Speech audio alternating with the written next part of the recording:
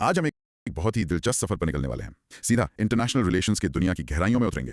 तैयार है? बिल्कुल तैयार। और हमारे पास कुछ बेहतरीन सोर्सेज हैं और हमारी कोशिश रहेगी कि इनमें से सबसे जरूरी जानकारी और इनसाइट्स निकालें।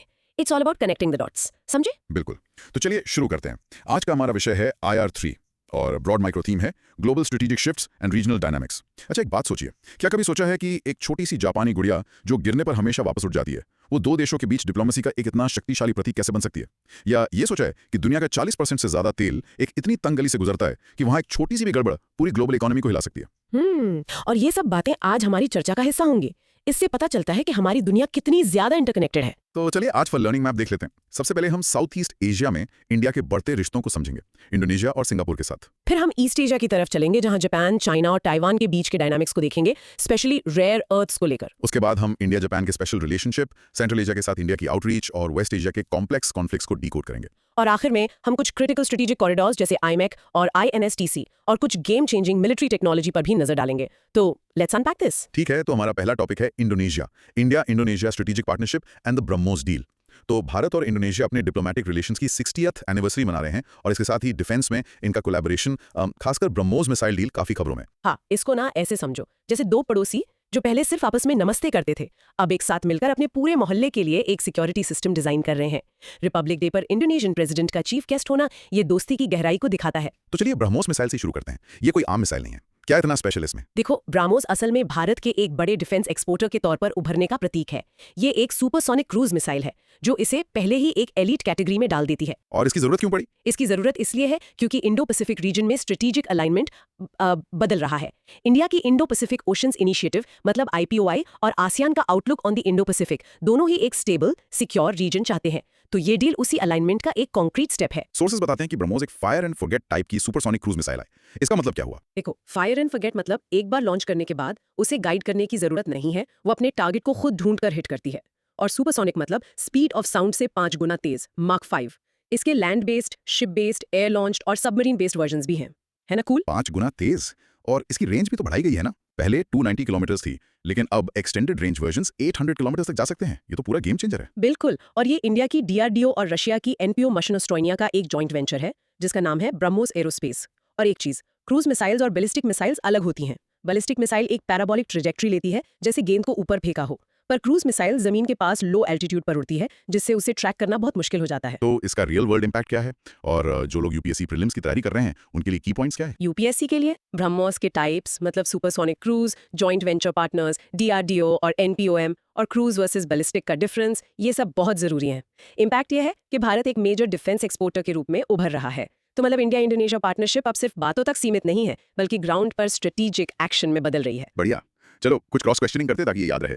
ब्रह्मोस एरोस्पेस के पार्टनर्स याद रखने का कोई मेमोरी हैक? बहुत आसान है। सोचो, ब्र मतलब ब्रह्मपुत्र नदी भारत की, और मॉस मतलब मॉस्कवा नदी रूस की। ब्रह्मोस। ये बढ़िया था। अच्छा, एक 10th रीडर के लिए क्रूज मिसाइल और बैलिस्टिक मिसाइल में सबसे सिंपल डिफरेंस क्या है? बैलिस्टिक मिसाइल एक बॉल की तरह है जिसे ऊपर फेंका और वो नीचे आ गई, और क्रूज मिसाइल एक रिमोट कंट्रोल प्लेन की तरह है जो नीचे नीचे उड़ती है। बस ये याद रखना। IPOI का फुल फॉर्म क्या है? ये जरूरी लग रहा है। Indo Pacific oceans initiative. और ब्रह्मोस को स्टैंड ऑफ रेंज वेपन क्यों कहते हैं? क्योंकि इसे दुश्मन की एयर डिफेंस रेंज के बाहर से मतलब एक सेफ डिस्टेंस से फायर किया जा सकता है। आखिरी सवाल, एक्सटेंडेड रेंज कितनी है एग्जैक्टली? Up to 800 kilometres. ये नंबर बहुत जरूरी है। बहुत अच्छे। तो अब प्रैक्टिस कीजिए। BrahMos is a supersonic cruise missile, a joint venture of DRDO and NPOM। In short, BrahMos deal signifies India and Indonesia's deepening strategic alignment in the Indo-Pacific. ठीक है, अब आते हैं आयोरा पर। आयोरा कनेक्टिंग द इंडियन ओशन। तो आयोरा Indian ocean के border पे बसे 23 सदस्य देशों का एक ग्रुप है जो इकोनॉमिक और स्ट्रेटेजिक कोऑपरेशन पर फोकस करता है। हाँ, इसे इंडियन ओशन के देशों का एक नेबरहुड एसोसिएशन समझ सकते हैं। सब मिलकर अपने इलाके को सेफ, क्लीन और प्रॉस्परस बनाने की कोशिश कर रहे हैं। प्रधानमंत्री मोदी ने 14th ईस्ट एशिया समिट में आयोरा का जिक्र किया था। ये इतना सिग्निफिकेंट क्यों है? ये 1997 में मॉरिशस डिक्लेरेशन से एस्टैब्लिश हुआ था। इसका HQ एबेन मॉरिशस में है। इसका गोल था एक पीसफुल और स्टेबल रीजन बनाना। और एक इंटरेस्टिंग बात, फ्रांस भी इसका सदस्य है। फ्रांस? वो तो नॉन कोस्टल लगता है। हाँ, लेकिन उसकी रियूनियन टेरिटरी की वजह से वो इंडियन ओशन में ही है। और इसके 7 पिलर्स हैं: maritime security, maritime ecology, disaster risk reduction, trade and investment, fisheries management, academic and science cooperation और टूरिज्म एंड कल्चरल एक्सचेंजेस। मतलब ओशन से जुड़ी हर चीज। और इसके डायलॉग पार्टनर्स भी हैं, 12 देश यूएसए, चाइना, जापान और हाल ही में सऊदी अरेबिया भी 2023 में ऐड हुआ है। बिल्कुल, यूपीएससी प्रीलिम्स के लिए इसका HQ जो इबेन मॉरिशस में है, मेंबर काउंट 23 और फ्रांस की मेंबरशिप का रीजन मतलब रियूनियन, ये याद रखना जरूरी है। इसका इम्पैक्ट ये है कि भारत को इंडियन ओशन में एक नेट सिक्योरिटी प्रोवाइडर की भूमिका निभाने का प्लेटफॉर्म मिलता है। इबेन मॉरिशस, ऐसे सोचो इंडियन ओशन के रिम पर एक एबेनेसेंट यानी खूबसूरत जगह। ठीक है। फ्रांस आयोरा का मेंबर क्यों है? उसकी टेरिटरी रियूनियन आइलैंड की वजह से। और लेटेस्ट डायलॉग पार्टनर कौन बना? सऊदी अरेबिया 2023 में। ये इंपॉर्टेंट अपडेट है। आयोरा के 7 पिलर्स में से कोई 3 याद करके बताओ। Maritime security, disaster risk reduction and trade and investment, ये 3 सबसे जरूरी हैं। और ये कब एस्टैब्लिश हुआ था? 1997 वाया द मॉरिशस डिक्लेरेशन। बहुत बढ़िया। Practice saying IORA has 23 members, its HQ is in Mauritius, and France is a member due to its reunion territory. In short, IORA is the primary platform for cooperation among countries bordering the Indian Ocean, with India playing a key role. अब बात करते हैं Singapore की। Singapore India a deepening strategic partnership. Singapore Bharat का एक top trading और investment partner है और हाल की विजिट ने इस पार्टनरशिप को और भी मजबूत किया है। हाँ, इसे ऐसे इमेजिन करो, 2 बिजनेस पार्टनर्स जिनका काम इतना अच्छा चल रहा है कि अब वो नए वेंचर्स में भी एक साथ इन्वेस्ट कर रहे हैं, जैसे डिजिटल पेमेंट्स, ग्रीन एनर्जी और स्किल डेवलपमेंट। ओके, तो इस विजिट के हाइलाइट्स क्या थे? सिंगापुर हमेशा से भारत के लिए गेटवे टू आसियान रहा है, पर अब ये रिलेशनशिप ट्रांजैक्शनल से कॉम्प्रिहेंसिव स्ट्रेटेजिक पार्टनरशिप में इवॉल्व हो गया है और सिंगापुर FDI का एक लीडिंग सोर्स है भारत में। इस विजिट में क्या-क्या हुआ? Phase 2 of the PSA Mumbai का इनॉग्रेशन हुआ, 3rd India Singapore ministerial round table हुई और DSRM मतलब digitisation, skill development and sustainability पे फोकस था। DSRM, ये एक इंटरेस्टिंग एक्रोनिम है, तो ये इकोनॉमी को फ्यूचर प्रूफ करने के बारे में टर्म बहुत जरूरी है। इसका इम्पैक्ट है इंडिया की एक्ट ईस्ट पॉलिसी का मजबूत होना। तो ये विजिट सिर्फ एक फॉर्मेलिटी नहीं थी, ये फ्यूचर ग्रोथ एरियाज को लॉक करने के बारे में थी। बिल्कुल। अच्छा, आसियान में भारत का सबसे बड़ा ट्रेडिंग पार्टनर कौन है? सिंगापुर, ये याद रखना। DSRM का फुल फॉर्म क्या है? Digitisation, sustainability and skill development. Source में मेडिसिन, एडवांस्ड मैन्युफैक्चरिंग भी है, तो ये एक ब्रॉड फ्रेमवर्क है। FDI के मामले में सिंगापुर का क्या रोल है? It's a leading source of FDI into India. Malacca Straits को कौन-कौन से देश पेट्रोल करते हैं? Indonesia, Malaysia, Singapore and Thailand. और इंडिया सिंगापुर के रिलेशनशिप का करंट स्टेटस क्या है? कॉम्प्रिहेंसिव स्ट्रेटेजिक पार्टनरशिप, ये टर्म की है। बढ़िया। Practice. Singapore is India's largest trading partner in ASEAN and a leading source of FDI, and they share a comprehensive strategic partnership. In short, the India-Singapore relationship is evolving from trade to a deep strategic partnership focused on future tech and security. चलिए अब थोड़ा east Asia चलते हैं। Japan's evolving defence stance. Japan का constitution जो world war 2 के बाद बना था, उन्हें युद्ध करने से रोकता है, पर चाइना के बढ़ते इन्फ्लुएंस के कारण जापान अब अपनी सेल्फ डिफेंस पॉलिसीज को बदल रहा है। हाँ, इसको ऐसे इमेजिन करो, एक शांत इंसान है मोहल्ले में जो कभी लड़ाई झगड़े में नहीं पड़ता, पर जब उसे लगता है कि सिक्योरिटी थ्रेट बढ़ रहा है तो वो सेल्फ डिफेंस क्लासेस ज्वाइन कर लेता है। जापान वही कर रहा है। तो जापान का पोस्ट वॉर कॉन्स्टिट्यूशन उन्हें फोर्स यूज करने से रोकता था, अब क्या बदल रहा है? जिसने लिमिटेड कलेक्टिव सेल्फ डिफेंस को अलाउ किया। मतलब अगर जापान के किसी एलाई पर हमला होता है और उससे जापान को भी अस्तित्व का खतरा है, तो वो एक्शन ले सकता है। ये बदलाव क्यों हो रहा है? इसका मेन रीजन चाइना का बढ़ता असर्टिवनेस है, खासकर ताइवान को लेकर। जापान की इकोनॉमी चाइना से बहुत जुड़ी हुई है। चाइना जापान का लार्जेस्ट ट्रेडिंग पार्टनर है, पर पॉलिटिकली टेंशंस है। प्रीलिम्स के लिए जापान के पैसिफिस्ट कॉन्स्टिट्यूशन और उसमें 2015 के चेंज के बारे में जानना जरूरी है। इसका असर पूरे इंडो पैसिफिक के सिक्योरिटी आर्किटेक्चर पर पड़ेगा। तो जापान धीरे-धीरे अपनी पोस्ट वॉर आइडेंटिटी से हटकर एक ज्यादा नॉर्मल मिलिट्री पावर बन रहा है। बिल्कुल, रीजनल थ्रेट्स के जवाब में। अच्छा, जापान ने अपनी सेल्फ डिफेंस पॉलिसी में कब बदलाव किया? 2015 में, to allow limited collective self defence. Japan का सबसे बड़ा ट्रेडिंग पार्टनर कौन है? चाइना, और ये इकोनॉमिक डिपेंडेंसी एक कॉम्प्लेक्स फैक्टर है। इस पॉलिसी चेंज के पीछे मेन ट्रिगर क्या है? China's growing military power and its stance on Taiwan. Japan के पोस्ट वॉर कॉन्स्टिट्यूशन को अक्सर क्या कहा जाता है? Pacifist constitution. और कलेक्टिव सेल्फ डिफेंस का मतलब क्या है? अपने एलाई पर हुए हमले को अपने ऊपर हमला मानकर डिफेंड करना। Got it. Practicing. In 2015, Japan reinterpreted its pacifist constitution to allow for limited collective self-defense. In short, Japan is adapting its long-standing security policy in response to a changing geopolitical reality in East Asia. अब आते हैं rare earths पर। The global race for rare earths. Rare earths, ये नाम से rare लगते हैं, पर ये 17 मेटालिक एलिमेंट्स का ग्रुप है जो स्मार्टफोन से लेकर फाइटर जेट्स तक हर चीज में यूज होते हैं, और इसकी सप्लाई चेन में एक देश का दबदबा है, चाइना। बिल्कुल, इमेजिन करो कि दुनिया के सारे हाईटेक किचन अप्लायंसेस के लिए एक स्पेशल स्क्रू चाहिए और वो स्क्रू सिर्फ एक ही कंपनी बनाती है। वो कंपनी पूरे मार्केट को कंट्रोल कर सकती है। चाइना का रोल रेयर अर्थ्स में कुछ ऐसा ही है। तो ये रेयर अर्थ एलिमेंट्स हैं क्या? सोर्स के अनुसार 17 elements from lanthanum to lutetium plus scandium and yttrium, heavy stuff. हाँ, इनकी प्रॉपर्टीज यूनिक होती हैं, high density, high melting point, high conductivity, इसलिए ये मॉडर्न टेक्नोलॉजी के लिए इररिप्लेसेबल हैं। Green technologies, EVs, wind turbines सब इन पर डिपेंड करते हैं। तो प्रॉब्लम क्या है? प्रॉब्लम है कॉन्सेंट्रेशन। चाइना ने 2018-2021 के बीच जापान के इंपोर्ट्स का 7% अकाउंट किया है। भारत भी अपने 65% रेयर अर्थ एलिमेंट इंपोर्ट्स के लिए चाइना पर डिपेंडेंट था 2019-20 में, और ताइवान जैसे टेक हब्स तो 90% डिपेंडेंट है। ये तो एक बहुत बड़ी स्ट्रेटेजिक वल्नरेबिलिटी है। तो दूसरे देश क्या कर रहे हैं? वो एक चाइना +1 स्ट्रैटेजी अपना रहे हैं, जैसे कि नई माइंस डेवलप करना, रिसाइकलिंग टेक्नोलॉजीज में इन्वेस्ट करना और चाइना के बाहर फ्रेंडली कंट्रीज के साथ पार्टनरशिप्स करना। यूपीएससी के लिए रेयर अर्थ्स के एप्लीकेशंस और चाइना की डोमिनेंस एक की टॉपिक है। इंडिया की डिपेंडेंसी भी जरूरी है। मिनरल सिक्योरिटी पार्टनरशिप जैसे इनिशिएटिव्स इसका डायरेक्ट रिजल्ट है। तो the race for rare earths is not just economic, it's a major geopolitical battleground for the 21st century. सही कहा। और यही पर बात रियली इंटरेस्टिंग हो जाती है। ये रेयर अर्थ्स की रेस हमें दिखाती है कि आने वाले समय में युद्ध शायद टेरिटरी के लिए नहीं, बल्कि क्रिटिकल रिसोर्सेज के लिए लड़े जाएंगे। अगर आपको ऐसी ही डीप इनसाइट्स पसंद है और आप चाहते हैं कि हम ऐसे जरूरी टॉपिक्स को आसान भाषा में आप तक लाते रहें, तो प्लीज इस चैनल को सब्सक्राइब करें, लाइक बटन दबाएं और बेल आइकन जरूर प्रेस करें। आपके कमेंट्स से हमें मोटिवेशन मिलती है और आप सुपर थैंक्स या मेंबरशिप ज्वाइन करके हमारे काम को सपोर्ट भी कर सकते हैं। Now back to our discussion. अच्छा, तो रेयर अर्थ एलिमेंट्स कितने हैं? 17। The 15 lanthanides plus scandium and yttrium. इस मार्केट में डोमिनेंट प्लेयर कौन है? चाइना। बिल्कुल। सोर्स के अनुसार इंडिया की चाइना पर डिपेंडेंसी कितनी थी? अराउंड 65% इन 2019-20। रेयर अर्थ्स के दो जरूरी यूजेस बताओ। Smartphones and wind turbines, basically high tech and green tech. और चाइना की डोमिनेंस को काउंटर करने की स्ट्रैटेजी को क्या कहते हैं? डाइवर्सिफिकेशन या China +1 strategy. Perfect practice. Rare earths are 17 critical elements, and China dominates their global supply chain, creating a strategic vulnerability. In short, Securing a stable supply of rare earths, independent of China, is a top priority for major economies worldwide. बिल्कुल। अब आते हैं भारत के एक और की partner Japan पर। India Japan, a vision for the future. PM Modi के विजिट के दौरान इस पार्टनरशिप के कई नए डायमेंशन सामने आए, from bullet trains to green energy. हाँ, इसे एक ऐसी मजबूत दोस्ती समझो जहां दो दोस्त मिलकर एक हाईटेक प्रोजेक्ट मतलब बुलेट ट्रेन बना रहे हैं, क्लाइमेट चेंज से लड़ने का प्लान यानी जेसीएम कर रहे हैं और अपने नेबरहुड को सेफ रखने के लिए एक सिक्योरिटी ग्रुप क्वाड भी बनाया है। ये 15th एनुअल समिट थी। इसके की आउटकम्स क्या थे? जापान भारत का 5th लार्जेस्ट एफडीआई सोर्स है।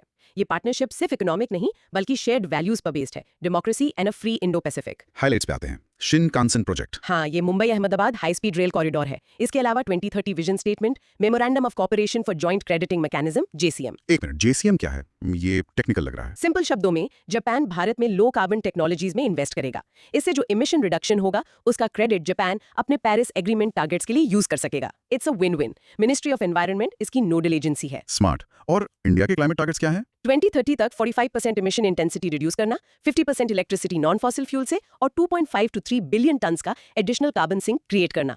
यूपीएससी के लिए जेसीएम का कॉन्सेप्ट, इंडिया के एनडीसी टारगेट्स और जापान का एफडीआई रैंक बहुत जरूरी है। So the India-Japan relationship is a perfect example of a modern partnership that balances economy, technology and sustainability. सही। JCM का फुल फॉर्म और कॉन्सेप्ट क्या है? Joint crediting mechanism. Japan helps India reduce emissions and gets carbon credits in return. India का 2030 तक non fossil fuel से electricity generation का target क्या है? 50% of total electric capacity. Mumbai Ahmedabad high speed rail को और क्या कहते हैं? Shinkansen project. जापान भारत के लिए एफडीआई का कौन सा सबसे बड़ा सोर्स है? 5th largest FDI source. और इंडिया जापान मोबिलिटी टाइज के बारे में सोर्स क्या कहता है? कि सिर्फ 1500 भारतीय स्टूडेंट्स जापान में हैं, जबकि 64,000 भारतीय वहां काम करते हैं, जो नेपाली वर्कर्स से काफी कम है। पोटेंशियल है बढ़ने का। अच्छा, practice. The India-Japan partnership includes the Shinkansen project and the joint crediting mechanism (JCM) for climate goals. In short, India and Japan are building a multifaceted strategic partnership covering everything from infrastructure to climate change. याद है हमने intro में एक doll की बात की थी, Daruma doll, a symbol of resilience. ये है वो, द दरुमा डॉल। ये जापान में परसिवियरेंस और गुड लक का सिंबल है और इसका कनेक्शन भारत से है। हाँ, ये आपके डेस्क पर रखे उस स्ट्रेस बॉल की तरह है जो आपको याद दिलाता है कि प्रेशर के बाद भी बाउंस बैक करना है। Fall down 7 times, get up 8. PM Modi ने अपनी विजिट पर एक दरुमा डॉल प्रेजेंट की थी। What does it represent? ये 5th सेंचुरी ज़ेन बुद्धिज्म के फाउंडर बुद्धिधर्मा पर बेस्ड है। माना जाता है कि बुद्धिधर्मा कांचीपुरम भारत के एक मॉन्क थे जो चाइना गए थे। जापान में उन्हें दरुमा दाइशी के नाम से जाना जाता है। इसकी यूनिक शेप क्यों है? ये पापेमाशे से बनी, हॉलो और राउंडेड होती है। इसका बॉटम हैवी होता है, इसलिए जब इसे गिराओ तो ये वापस सीधी खड़ी हो जाती है। ये नाना कोरोबी या ओकी प्रोवर्ब को रिप्रेजेंट करती है। Fall 7 times, get up 8. So it's a physical representation of resilience. Cool है ना? इसका कनेक्शन शोरिनजान दारुमाजी टेम्पल से भी है। Yes, इसका ओरिजिन उसी टेम्पल से माना जाता है जो 1697 में तकासाकी गुन्मा में बना था। यूपीएससी के लिए बोधिधर्मा का इंडियन कनेक्शन मतलब कांचीपुरम और दारुमा डॉल का सिंबोलिज्म, रेजिलियंस, कल्चरल डिप्लोमेसी के एग्जाम्पल के तौर पर इंपॉर्टेंट है। So a simple doll carries centuries of shared history and a powerful message connecting India, China and Japan. बिल्कुल। अच्छा, दारुमा डॉल किस इंडियन मंक पर बेस्ड है? बोधिधर्मा फ्रॉम कांचीपुरम। वो जापानीज प्रोवर्ब क्या है जिसे ये रिप्रेजेंट करती है? नाना कोरुबिया ओकी, Fall 7 times, get up 8. Daruma doll का ओरिजिन किस टेम्पल से जुड़ा है? शोरिनजान दारुमा जी टेम्पल इन तकासाकी। ये किस चीज से बनी होती है? पेपर में आशे। और इसका राउंडेड हेवी बॉटम क्या सिंबलाइज करता है? The ability to bounce back from adversity, resilience.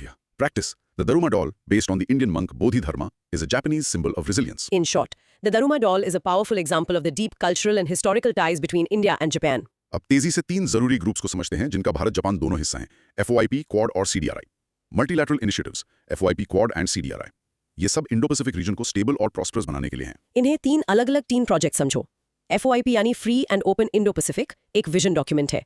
Quad एक कोर सिक्योरिटी टीम है जिसमें इंडिया, जापान, ऑस्ट्रेलिया, US है. और CDRI एक स्पेशल टीम है जो नेचुरल डिजास्टर्स से बचने के लिए मजबूत इंफ्रास्ट्रक्चर डिजाइन करती है. Let's start with FOIP.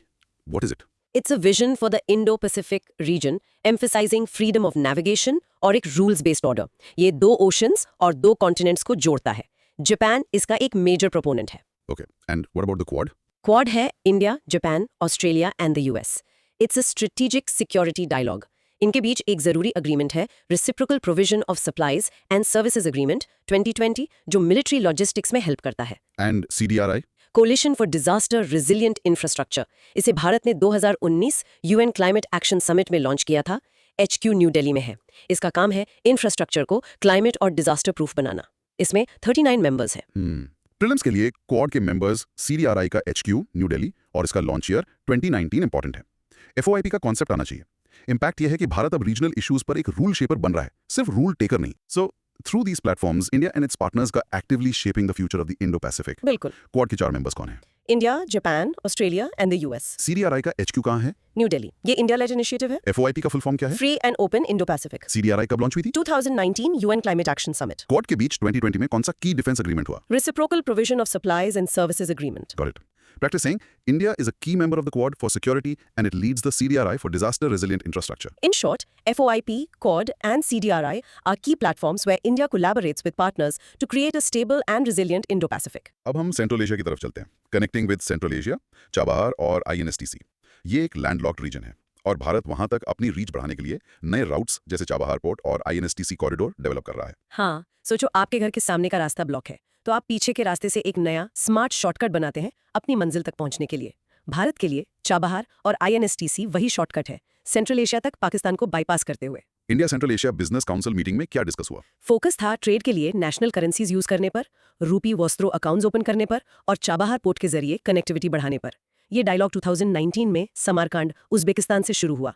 इसमें 5 सेंट्रल एशियन रिपब्लिक्स है और भारत. अब आते हैं ILSTC पर. ये क्या चीज है? International north south transport corridor. ये 7,200 किलोमीटर लंबा मल्टी मोडल नेटवर्क है. शिप, रेल, रोड जो भारत को रशिया से जोड़ता है वाया ईरान एंड अजरबैजान. इससे ट्रांसपोर्ट टाइम 40 दिन से घटकर 20-25 दिन और कॉस्ट 30% तक कम हो जाती है स्वेज कनाल रूट के मुकाबले. इसका रूट क्या है? मुंबई से सी के जरिए ईरान के बंदर अब्बास पोर्ट, वहां से रोड से बंदरे अंजली ऑन द कैस्पियन सी, फिर शिप से कैस्पियन सी क्रॉस करके आस्ट्रकन रशिया और फिर वहां से रेल से आगे. UPSC के लिए INSTC का रूट, इसके फायदे और चाबहार पोर्ट की लोकेशन, ईरान, ये सब क्रूशल हैं. इम्पैक्ट ये है कि भारत सेंट्रल एशिया और यूरोप के लिए एक ऑल्टरनेटिव एफिशिएंट ट्रेड रूट बना रहा है. So India is not just looking east, it's also actively connecting north via Central Asia. Exactly.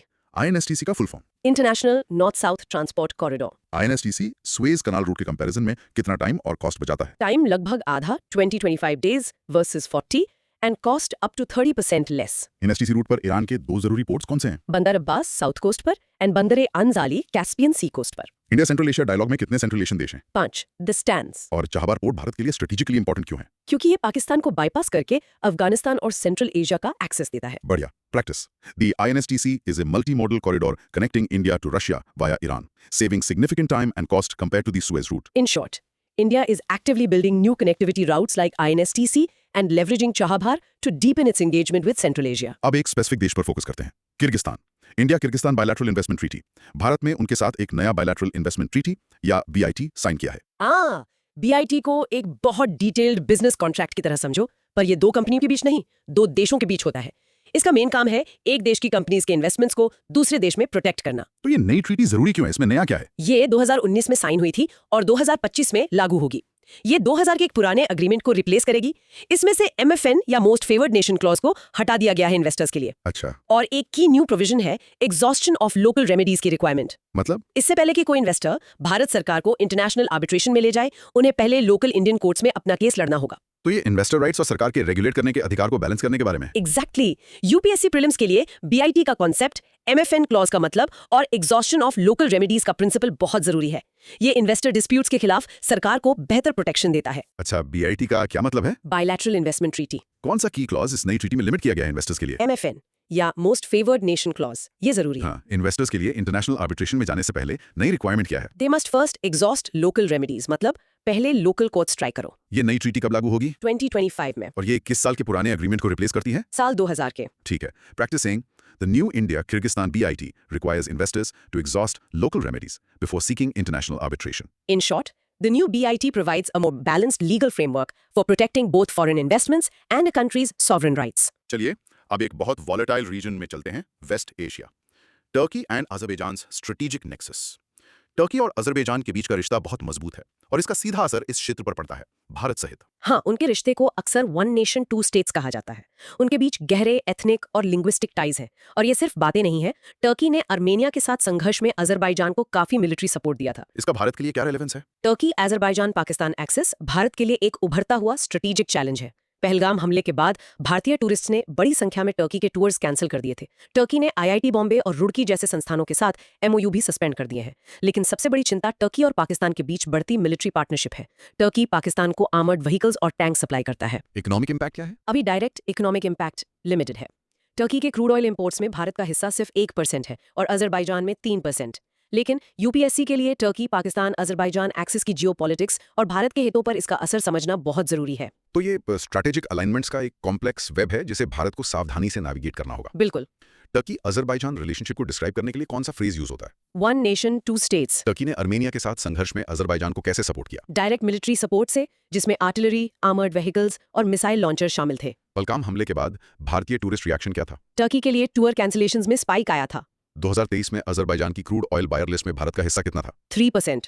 और साइप्रस के मुद्दे पर टर्की को कौन सपोर्ट करता है? पाकिस्तान साइप्रस के मुद्दे पर टर्की को सपोर्ट करता है, जो उनकी करीबी दिखाता है। Okay, practice this.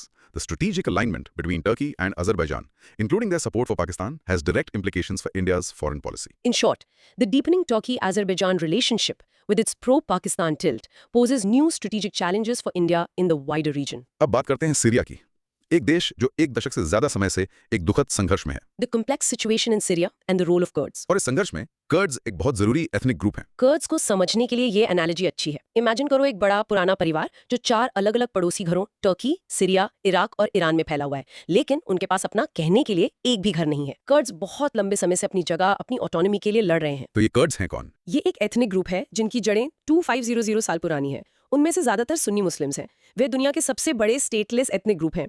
Syrian civil war के कियोस में नॉर्थ ईस्ट सीरिया के कर्ड्स ने एक डिसेंट्रलाइज्ड ऑटोनोमस सिस्टम एस्टैब्लिश करने में कामयाबी हासिल की है, पर उन्हें हर तरफ से ऑपोजिशन का सामना पड़ता है। वहाँ एक बड़ा प्लेयर है हयात तहरीर अल शाम, HTS, जो अल कायदा से जुड़ा ग्रुप है, जिसे पहले जाबत अल नुसरा के नाम से जाना जाता था। और सोर्स में लेवेंट रीजन का भी जिक्र है, वो क्या है? लेवांट एक हिस्टोरिकल और ज्योग्राफिकल टर्म है जो ईस्टर्न मेडिटेरेनियन के बॉर्डर वाले एरिया के लिए यूज होता है। इसमें आमतौर पर Syria, Lebanon, Israel, Palestine, Jordan जैसे देश शामिल हैं। UPSC के लिए लेवेंट का जियोपॉलिटिकल मैप, एक कर्डिश क्वेश्चन और HTS जैसे नॉन स्टेट एक्टर्स का रोल, ये सब क्रिटिकल टॉपिक्स हैं। तो सीरिया एथनिक, रिलीजियस और पॉलिटिकल कॉन्फ्लिक्ट्स का एक दुखद मोज़ाइक है। हाँ, और कर्ड्स इस संघर्ष के केंद्र में हैं। अच्छा, कर्ड्स किन 4 मुख्य देशों में फैले हुए हैं? South eastern Turkey, northern Syria, north western Iran and north eastern Iraq. Curds में एक रिलीजियस मेजॉरिटी क्या है? ज्यादातर सुन्नी मुस्लिम्स हैं। हयात तहरीर अल शाम, HTS ग्रुप का पुराना नाम क्या था? जहबत अल नसरा। इसका अल कायदा से लिंक याद रखना जरूरी है। कर्ड्स ने नॉर्थ ईस्ट सीरिया में किस तरह के सिस्टम की मांग की है? A decentralized system of governance. और लेवेंट रीजन में आमतौर पर कौन से देश माने जाते हैं? Syria, Lebanon, Israel, Palestine and Jordan core देश हैं। Great. Practice saying the Kurds are a major stateless ethnic group spread across Turkey, Syria, Iran and Iraq, seeking autonomy in the complex geopolitical region known as the Levant. In short, the Kurdish struggle for self-determination is a key factor driving instability in Syria and the broader Levant region. ठीक है, अब तैयार हो जाइए, हम waste Asia के सबसे explosive topic पर आ रहे हैं, Israel Iran conflict, the shadow war, Israel versus Iran. Israel ने हाल ही में ईरान की नातांज न्यूक्लियर फैसिलिटी पर हमला किया और आग और भी भड़क गई है। ये क्लासिक शैडो वॉर है। कोई डायरेक्ट डिक्लेयर्ड वॉर नहीं है, पर दोनों पक्ष लगातार कोवर्ट ऑपरेशंस, साइबर अटैक्स और प्रॉक्सी फोर्सेस के जरिए एक दूसरे को निशाना बना रहे हैं। सोर्सेज में बताया गया लेटेस्ट एस्केलेशन का ट्रिगर क्या था? इजराइल ने ऑपरेशन राइजिंग लायन लॉन्च किया, जो एक ड्रिल थी। इससे पहले ईरान की नातांज न्यूक्लियर एनरिचमेंट फैसिलिटी पर हमला हुआ और ईरान ने इजराइल पर आरोप लगाया। मुख्य मुद्दा यह है कि ईरान अब यूरेनियम को 60% प्योरिटी तक एनरिच कर रहा है, जो हथियार के लिए जरूरी 90% के बहुत करीब है। और इजराइल बिगिन डॉक्ट्रिन नाम के एक प्रिंसिपल पे काम करता है। ये डॉक्ट्रिन कहती है कि इजराइल अपने किसी भी क्षेत्रीय दुश्मन को वेपन्स ऑफ मास डिस्ट्रक्शन हासिल नहीं करने देगा। इसके जवाब में ईरान ने बार-बार स्ट्रेट ऑफ हॉर्मुज को बंद करने की धमकी दी है। अगर ऐसा हुआ तो ग्लोबल इम्पैक्ट क्या होगा? इम्पैक्ट विनाशकारी होगा। ऑयल प्राइसेस 8-9% बढ़ सकते हैं। ग्लोबल शिपिंग कॉस्ट 40-50% तक बढ़ सकते हैं, क्योंकि जहाजों को अफ्रीका के केप ऑफ गुड होप से घूमकर जाना पड़ेगा। भारत के लिए बासमती चावल और चाय जैसे एक्सपोर्ट्स पर भारी असर पड़ेगा। इसीलिए आईमैक और चाबहार जैसे प्रोजेक्ट्स और भी जरूरी हो जाते हैं। यूपीएससी के लिए begin doctrine, straight of Hormuz और इकोनॉमिक इम्पैक्ट, ये सब ए लिस्ट टॉपिक्स हैं। तो ये सिर्फ एक रीजनल झगड़ा नहीं है, ये एक ग्लोबल फ्लैश पॉइंट है। बिल्कुल। इजराइल की उस डॉक्ट्रिन का नाम क्या है जो दुश्मनों को WMDs लेने से रोकती है? The begin doctrine. ईरान ने किस स्ट्रेटेजिक चोक पॉइंट को बंद करने की धमकी दी है? The straight of Hormuz. Source के अनुसार ईरान यूरेनियम को किस प्योरिटी लेवल तक इनरिच कर रहा है? 60% प्योरिटी, जो एक सिविलियन न्यूक्लियर प्रोग्राम के लिए जरूरत से कहीं ज्यादा है। इजराइल ने जो ऑपरेशन या ड्रिल लॉन्च की उसका नाम क्या था? Operation rising lion. और अगर जहाजों को अफ्रीका से घूमकर जाना पड़ा तो शिपिंग कॉस्ट कितनी बढ़ सकती हैं? 40-50% तक, बहुत ज्यादा। Got it. Practice. Israel's Begin Doctrine drives its policy to prevent Iran from acquiring nuclear weapons, a conflict that threatens global oil supply via the Strait of Hormuz. In short, the Israel-Iran shadow war is escalating, posing significant risks to global energy security and international trade routes. इन सब nuclear issues के बीच एक global watchdog भी तो है ना? The IAEA. The role of the IAEA. हाँ, international atomic energy agency, इसे atoms for piece organisation भी कहा जाता है। ये 1957 में एस्टैब्लिश हुई थी। इसका मेन फंक्शन क्या है? इसका मुख्य काम न्यूक्लियर टेक्नोलॉजी के पीसफुल यूज को प्रमोट करना है और मिलिट्री पर्पस के लिए इसके यूज को रोकना है। ये यूएन की न्यूक्लियर वॉचडॉग है। ईरान इजराइल मुद्दे में उनका रोल इंस्पेक्ट और वेरीफाई करना है। ईरान नॉन प्रोलिफरेशन ट्रीटी का सिग्नेटरी है, पर उस पर कंप्लाई ना करने का आरोप है। और भारत का स्टेटस? भारत का स्टेटस यूनिक है। भारत एनपीटी का सिग्नेटरी नहीं है। हालांकि भारत ने अपने सिविल न्यूक्लियर प्रोग्राम के लिए आईएई के साथ आइटम स्पेसिफिक सेफगार्ड साइन किए हैं और 2014 में भारत ने एडिशनल प्रोटोकॉल भी रेटिफाई किया, जो आईएई को ज्यादा एक्सेस देता है। बिगिन डॉक्ट्रिन सॉस में दो तरह के न्यूक्लियर वेपन्स का भी जिक्र है। हाँ, न्यूक्लियर बॉम्ब और डर्टी बॉम्ब के बीच का अंतर। न्यूक्लियर बॉम्ब न्यूक्लियर फिजन या फ्यूजन से एक बड़ा विस्फोट करता है, जबकि डर्टी बॉम्ब बहुत सिंपल होता है। वो कन्वेंशनल एक्सप्लोजिव्स जैसे डायनामाइट का यूज करके रेडियो एक्टिव मटेरियल फैलाता है। इसमें न्यूक्लियर एक्सप्लोजन नहीं होता, पर कंटैमिनेशन और पैनिक फैलता है। अच्छा। यूपीएससी के लिए आईएए का रोल, एनपीटी, भारत का यूनिक स्टेटस और nuclear bomb versus dirty bomb का अंतर, ये सब बहुत जरूरी कॉन्सेप्ट्स हैं। तो IAEA दुनिया का अलार्म सिस्टम है, पर उसकी पावर लिमिटेड है। बिल्कुल, देशों के कॉपरेशन पर डिपेंड करती है। अच्छा, IAEA का full form? International atomic energy agency. ये किस साल एस्टैब्लिश हुई थी? 1957। न्यूक्लियर बम और डर्टी बम में मेन डिफरेंस क्या है? न्यूक्लियर बॉम्ब में न्यूक्लियर एक्सप्लोजन होता है, डर्टी बॉम्ब में कन्वेंशनल एक्सप्लोजन होता है जो रेडियो एक्टिव मटेरियल फैलाता है। क्या भारत एनपीटी का सिग्नेटरी है? नहीं, वो नॉन सिग्नेटरी है। और 2014 में भारत ने IAEA को ज्यादा इंस्पेक्शन एक्सेस देने के लिए क्या रेटिफाई किया? The additional protocol. Okay, let's practice.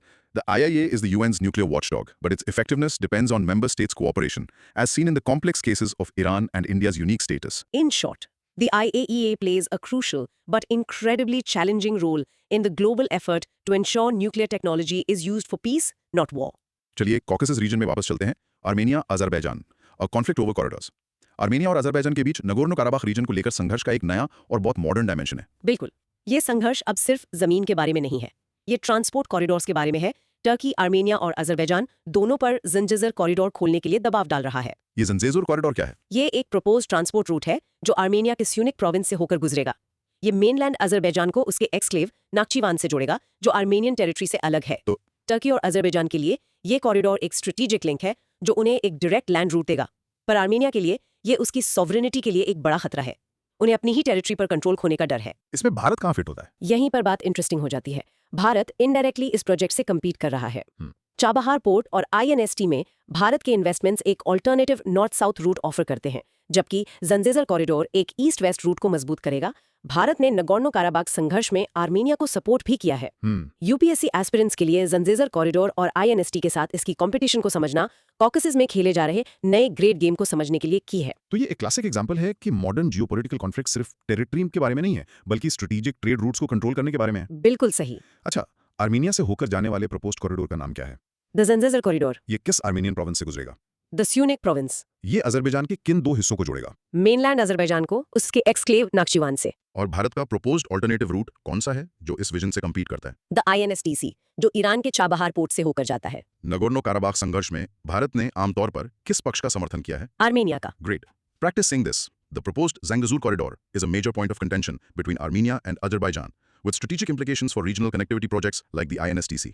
In short, the fight for corridors is the new battleground in the Armenia-Azerbaijan conflict, with major regional powers like Turkey, Iran, and India all having vested interests. ठीक है, अब दुनिया के कुछ सबसे जरूरी strategic choke points पर एक रैपिड फायर राउंड करते हैं। Suez Canal, the world's maritime highway. सबसे पहले legendary Suez Canal. Suez Canal के लिए परफेक्ट एनालॉजी। इमेजिन करो दो बड़े कमरे एक ही दरवाजे से जुड़े हैं। कैनाल वो दरवाजा है जो मेडिटेरेनियन सी को रेड सी से जोड़ता है। ये इजिप्ट में 193 किलोमीटर लंबा आर्टिफिशियल सी लेवल वाटरवे है। ये इतना जरूरी क्यों है? ये एशिया और यूरोप के बीच का सबसे छोटा समुद्री रास्ता है। इसका एकमात्र ऑल्टरनेटिव है अफ्रीका के केप ऑफ गुड होप से पूरा घूम कर जाना, जो लगभग 7000 किलोमीटर और कई दिन जोड़ देता है। हमने 2021 में देखा था जब एवर गिवन जहाज वहां फंस गया था। उसने रोज अरबों डॉलर के ट्रेड को ब्लॉक कर दिया था। हिस्टोरिकली ये 1869 में खुला था और ब्रिटेन और फ्रांस के कंट्रोल में था, पर 1956 में इजिप्ट ने इसे नेशनलाइज कर दिया, जिससे सुएज क्राइसिस हुई। तो पानी की उस छोटी सी पट्टी पर कंट्रोल एक बहुत बड़ी बात है। बिल्कुल, किसी भी एग्जाम के लिए सुएज कैनाल की लोकेशन, ग्लोबल ट्रेड के लिए इसकी इंपॉर्टेंस और सुएज क्राइसिस का हिस्टोरिकल कॉन्टेक्स्ट फंडामेंटल नॉलेज है। अच्छा, सुएज कैनाल किन दो समुद्रों को जोड़ता है? The Mediterranean Sea and the Red Sea. Asia Europe trade के लिए ऑल्टरनेटिव रूट क्या है? दक्षिण अफ्रीका में केप ऑफ गुड होप से पूरा घूम कर जाना। और वो लगभग कितना एक्स्ट्रा डिस्टेंस है? करीब 7000 किलोमीटर। इजिप्ट ने कैनाल को किस साल नेशनलाइज किया था? 1956, जिससे सुएज क्राइसिस हुई। 2021 में किस मशहूर जहाज ने कैनाल को ब्लॉक किया था? The ever given. Great. Let's practice. The Suez Canal is a critical artificial waterway in Egypt, connecting the Mediterranean and Red Seas, and is a vital choke point for global trade. In short, the Suez Canal is one of the world's most critical maritime arteries, and any disruption there has immediate and severe global consequences. अब आते हैं strait of Hormuz पर। Strait of Hormuz, the oil choke point. अगर Suez Canal एक दरवाजा है, तो straight of Hormuz दुनिया के सबसे जरूरी ऑयल पाइपलाइन है। Exactly, ये एक संकरा चैनल है, सिर्फ 55 से 95 किलोमीटर चौड़ा, जो पर्शियन गल्फ को गल्फ ऑफ ओमान और खुले समुद्र से जोड़ता है। ये एक तरफ ईरान और दूसरी तरफ अरेबियन पेनिनसुला के बीच स्थित है। इससे कितना तेल गुजरता है? नंबर तो चौंकाने वाले हैं ना। 2024 में यहाँ से रोजाना लगभग 20 मिलियन बैरल्स तेल गुजरा। ये पूरी ग्लोबल सप्लाई का लगभग 1/4 है। और यहाँ की फैक्ट ये है कि इस तेल का 80% से ज्यादा एशियन मार्केट्स जैसे चाइना, जापान, साउथ कोरिया और हाँ भारत के लिए होता है। हमारी एनर्जी सिक्योरिटी इस ट्रेड पर डिपेंड करती है। तो अगर ईरान अपनी धमकी पूरी कर दे और इसे बंद कर दे तो एक इमीडिएट ग्लोबल एनर्जी क्राइसिस शुरू हो जाएगी। तेल की कीमतें आसमान छूने लगेंगी। इसीलिए यूएस और दूसरी नेवल पावर्स इस क्षेत्र में भारी मिलिट्री प्रेजेंस बनाए रखती हैं। यूपीएससी के लिए स्ट्रेट ऑफ हॉर्मूज की लोकेशन और इससे गुजरने वाले तेल का वॉल्यूम, ये नॉन नेगोशिएबल फैक्ट्स है। तो ये संक्रासा स्ट्रेट दुनिया के एक बड़े हिस्से की एनर्जी सिक्योरिटी की चाबी रखता है। बिल्कुल। ऑलमोस्ट किन दो वाटर बॉडीज को जोड़ता है? The Persian gulf and the gulf of Oman. दुनिया की डेली ऑयल सप्लाई का लगभग कितना हिस्सा इससे गुजरता है? लगभग 1/4 या 2024 में 20 मिलियन बैरल्स पर डे। और इस तेल का ज्यादातर हिस्सा कहाँ जा रहा है? 80% से ज्यादा एशियन मार्केट्स में। ये स्ट्रेट किन दो लैंड मासेस के बीच स्थित है? Iran and the Arabian peninsula. और ये इतना स्ट्रेटेजिकली इंपॉर्टेंट क्यों है? एक लाइन में, इससे गुजरने वाले तेल की भारी मात्रा के कारण ये दुनिया का प्रीमियर ऑयल चोक पॉइंट है। Perfect. Practicing the Strait of Hormuz, located between Iran and the Arabian Peninsula, is the world's most important oil choke point. In short, the stability of the global energy market is heavily dependent on the free and safe passage of ships through the narrow Strait of Hormuz. हमने इसका जिक्र कई बार किया है, पर अब Chabahar port पर एक प्रॉपर डाइव करते हैं। Chabahar port, India's gateway to Central Asia. हाँ, ये भारत का स्ट्रेटेजिक मास्टर स्ट्रोक है। ये ईरान के सिस्तान बलूचिस्तान प्रोविंस में एक डीप वाटर पोर्ट है और क्रूशली ये स्ट्रेट ऑफ हॉर्मूज के बाहर स्थित है। इसकी ये specific location straight of Hormuz के बाहर इतनी जरूरी क्यों है? दो बड़े कारण हैं। पहला, ये भारत को अफगानिस्तान और लैंडलॉक्ड सेंट्रल एशियन देशों तक पहुंचने के लिए पाकिस्तान को पूरी तरह से बाईपास करने की अनुमति देता है। ये एक बहुत बड़ी स्ट्रेटेजिक जीत है। और दूसरा, क्योंकि ये स्ट्रेट ऑफ हॉर्मूज के बाहर है, तो अगर ईरान कभी किसी संघर्ष में स्ट्रेट को बंद कर दे तो इसके ब्लॉक होने का खतरा कम है। ये भारत को ईरान के लिए एक ज्यादा सिक्योर और रिलायबल सी एक्सेस पॉइंट देता है और ये international north south transport corridor INSTC के लिए की स्टार्टिंग पॉइंट है। अच्छा। प्रीलिम्स के लिए चाबहार की लोकेशन ईरान, हॉर्मूज के बाहर और पाकिस्तान को बाईपास करने और INST से जुड़ने में इसका रोल, ये सबसे क्रिटिकल पॉइंट्स है। तो चाबहार सिर्फ एक पोर्ट नहीं है, ये एक स्ट्रेटेजिक की है जो भारत के लिए एक पूरे रीजन को अनलॉक करती है। बिल्कुल। अच्छा, चाबहार किस देश में है? ईरान में। और किस प्रोविंस में? The Sistan Balochistan province. इसकी लोकेशन का की ज्योग्राफिकल एडवांटेज क्या है? ये एक डीप वाटर पोर्ट है जो स्ट्रेट ऑफ हॉर्मूज के बाहर स्थित है। चाबहार भारत को अफगानिस्तान तक पहुंचने के लिए किस देश को बाईपास करने की अनुमति देता है? पाकिस्तान। और चाबहार किस बड़े ट्रांसपोर्ट प्रोजेक्ट का एक की पार्ट है? The INST, the international north south transport corridor. Excellent. Practice saying, Chabahar port in Iran provides India with strategic access to Central Asia, bypassing Pakistan and the Strait of Hormuz. In short, Chabahar Port is a cornerstone of India's connectivity strategy for Central Asia and a vital national strategic asset. ठीक है, हमने IMSTC के बारे में बहुत बात की, पर अब एक नया प्लेयर है, IMEC, the India Middle East Europe Economic Corridor, the Great Corridor Game. IMEC versus INSTC. ये G20 समिट इन दिल्ली में अनाउंस हुआ था। हाँ, ये नया ग्रेट गेम है, पर ये सेनाओं के बजाय रेलवेज और पोर्ट्स के साथ खेला जा रहा है। आईएमएफ को चाइना के belt and road initiative BRI का एक डेमोक्रेटिक ट्रांसपेरेंट ऑल्टरनेटिव के रूप में देखा जा रहा है। तो आईएमएफ का प्रपोज्ड रूट क्या है? इसके दो मेन कॉरिडोर्स हैं। ईस्टर्न कॉरिडोर भारत को अरेबियन गल्फ से समुद्र के रास्ते जोड़ेगा। फिर नॉर्दर्न कॉरिडोर अरेबियन गल्फ को यूरोप से जोड़ेगा, एक नई रेलवे लाइन का यूज करके जो यूएई, सऊदी अरेबिया, जॉर्डन और इजराइल से होकर गुजरेगी। और इसमें की पोर्ट्स कौन से हैं? भारत के लिए मुंद्रा और कांडला, यूएई में फुजैरा और जेबेल अली, सऊदी अरेबिया में दम्मान और रास अल खैर, इजराइल में बहुत जरूरी पोर्ट हाइफा और यूरोप में ग्रीस में पिरेयस। तो ये आईएनएसटीसी से कैसे कंपेयर करता है? क्या ये कॉम्पिटिटर्स हैं? ये अलग अलग स्ट्रेटेजिक गोल सर्व करते हैं। आईएनएसटीसी मुख्य रूप से भारत को रशिया और सेंट्रल एशिया से ईरान के जरिए जोड़ने के बारे में है। आईएमईसी भारत को यूरोप से मिडिल ईस्ट के जरिए जोड़ने के बारे में है। ये दोनों ही ट्रेडिशनल रूट्स के ऑल्टरनेटिव्स बनाने और चाइना के बीआरआई को काउंटर करने की एक बड़ी स्ट्रैटेजी का हिस्सा है। यूपीएससी के लिए आईएमईसी का फुल फॉर्म, इसके दो कॉरिडोर्स, शामिल किए देश और बीआरआई के ऑल्टरनेटिव के रूप में इसका रोल, ये सब जानना बहुत जरूरी है। तो भारत अब दो बड़े इंटरनेशनल कनेक्टिविटी प्रोजेक्ट्स के केंद्र में है। बिल्कुल, जो इसे भविष्य के लिए महत्वपूर्ण स्ट्रेटेजिक ऑप्शंस और लेवरेज देता है। IMEC quiz full form India, middle east, Europe economic corridor. इसे किसका ऑल्टरनेटिव माना जा रहा है? China's belt and road initiative और बीआरआई। आईएमएफ के दो कॉरिडोर्स के नाम बताओ। द ईस्टर्न कॉरिडोर जो इंडिया को गल्फ से जोड़ता है, एंड द नॉर्दर्न कॉरिडोर जो गल्फ को यूरोप से जोड़ता है। कौन सा इजरायली पोर्ट आईएमएफ प्लान में एक की नोड है? The port of Haifa. और आईएमएफ किस बड़े इंटरनेशनल इवेंट में अनाउंस किया गया था? The G20 leaders summit in new Delhi in 2023। Perfect. Practice.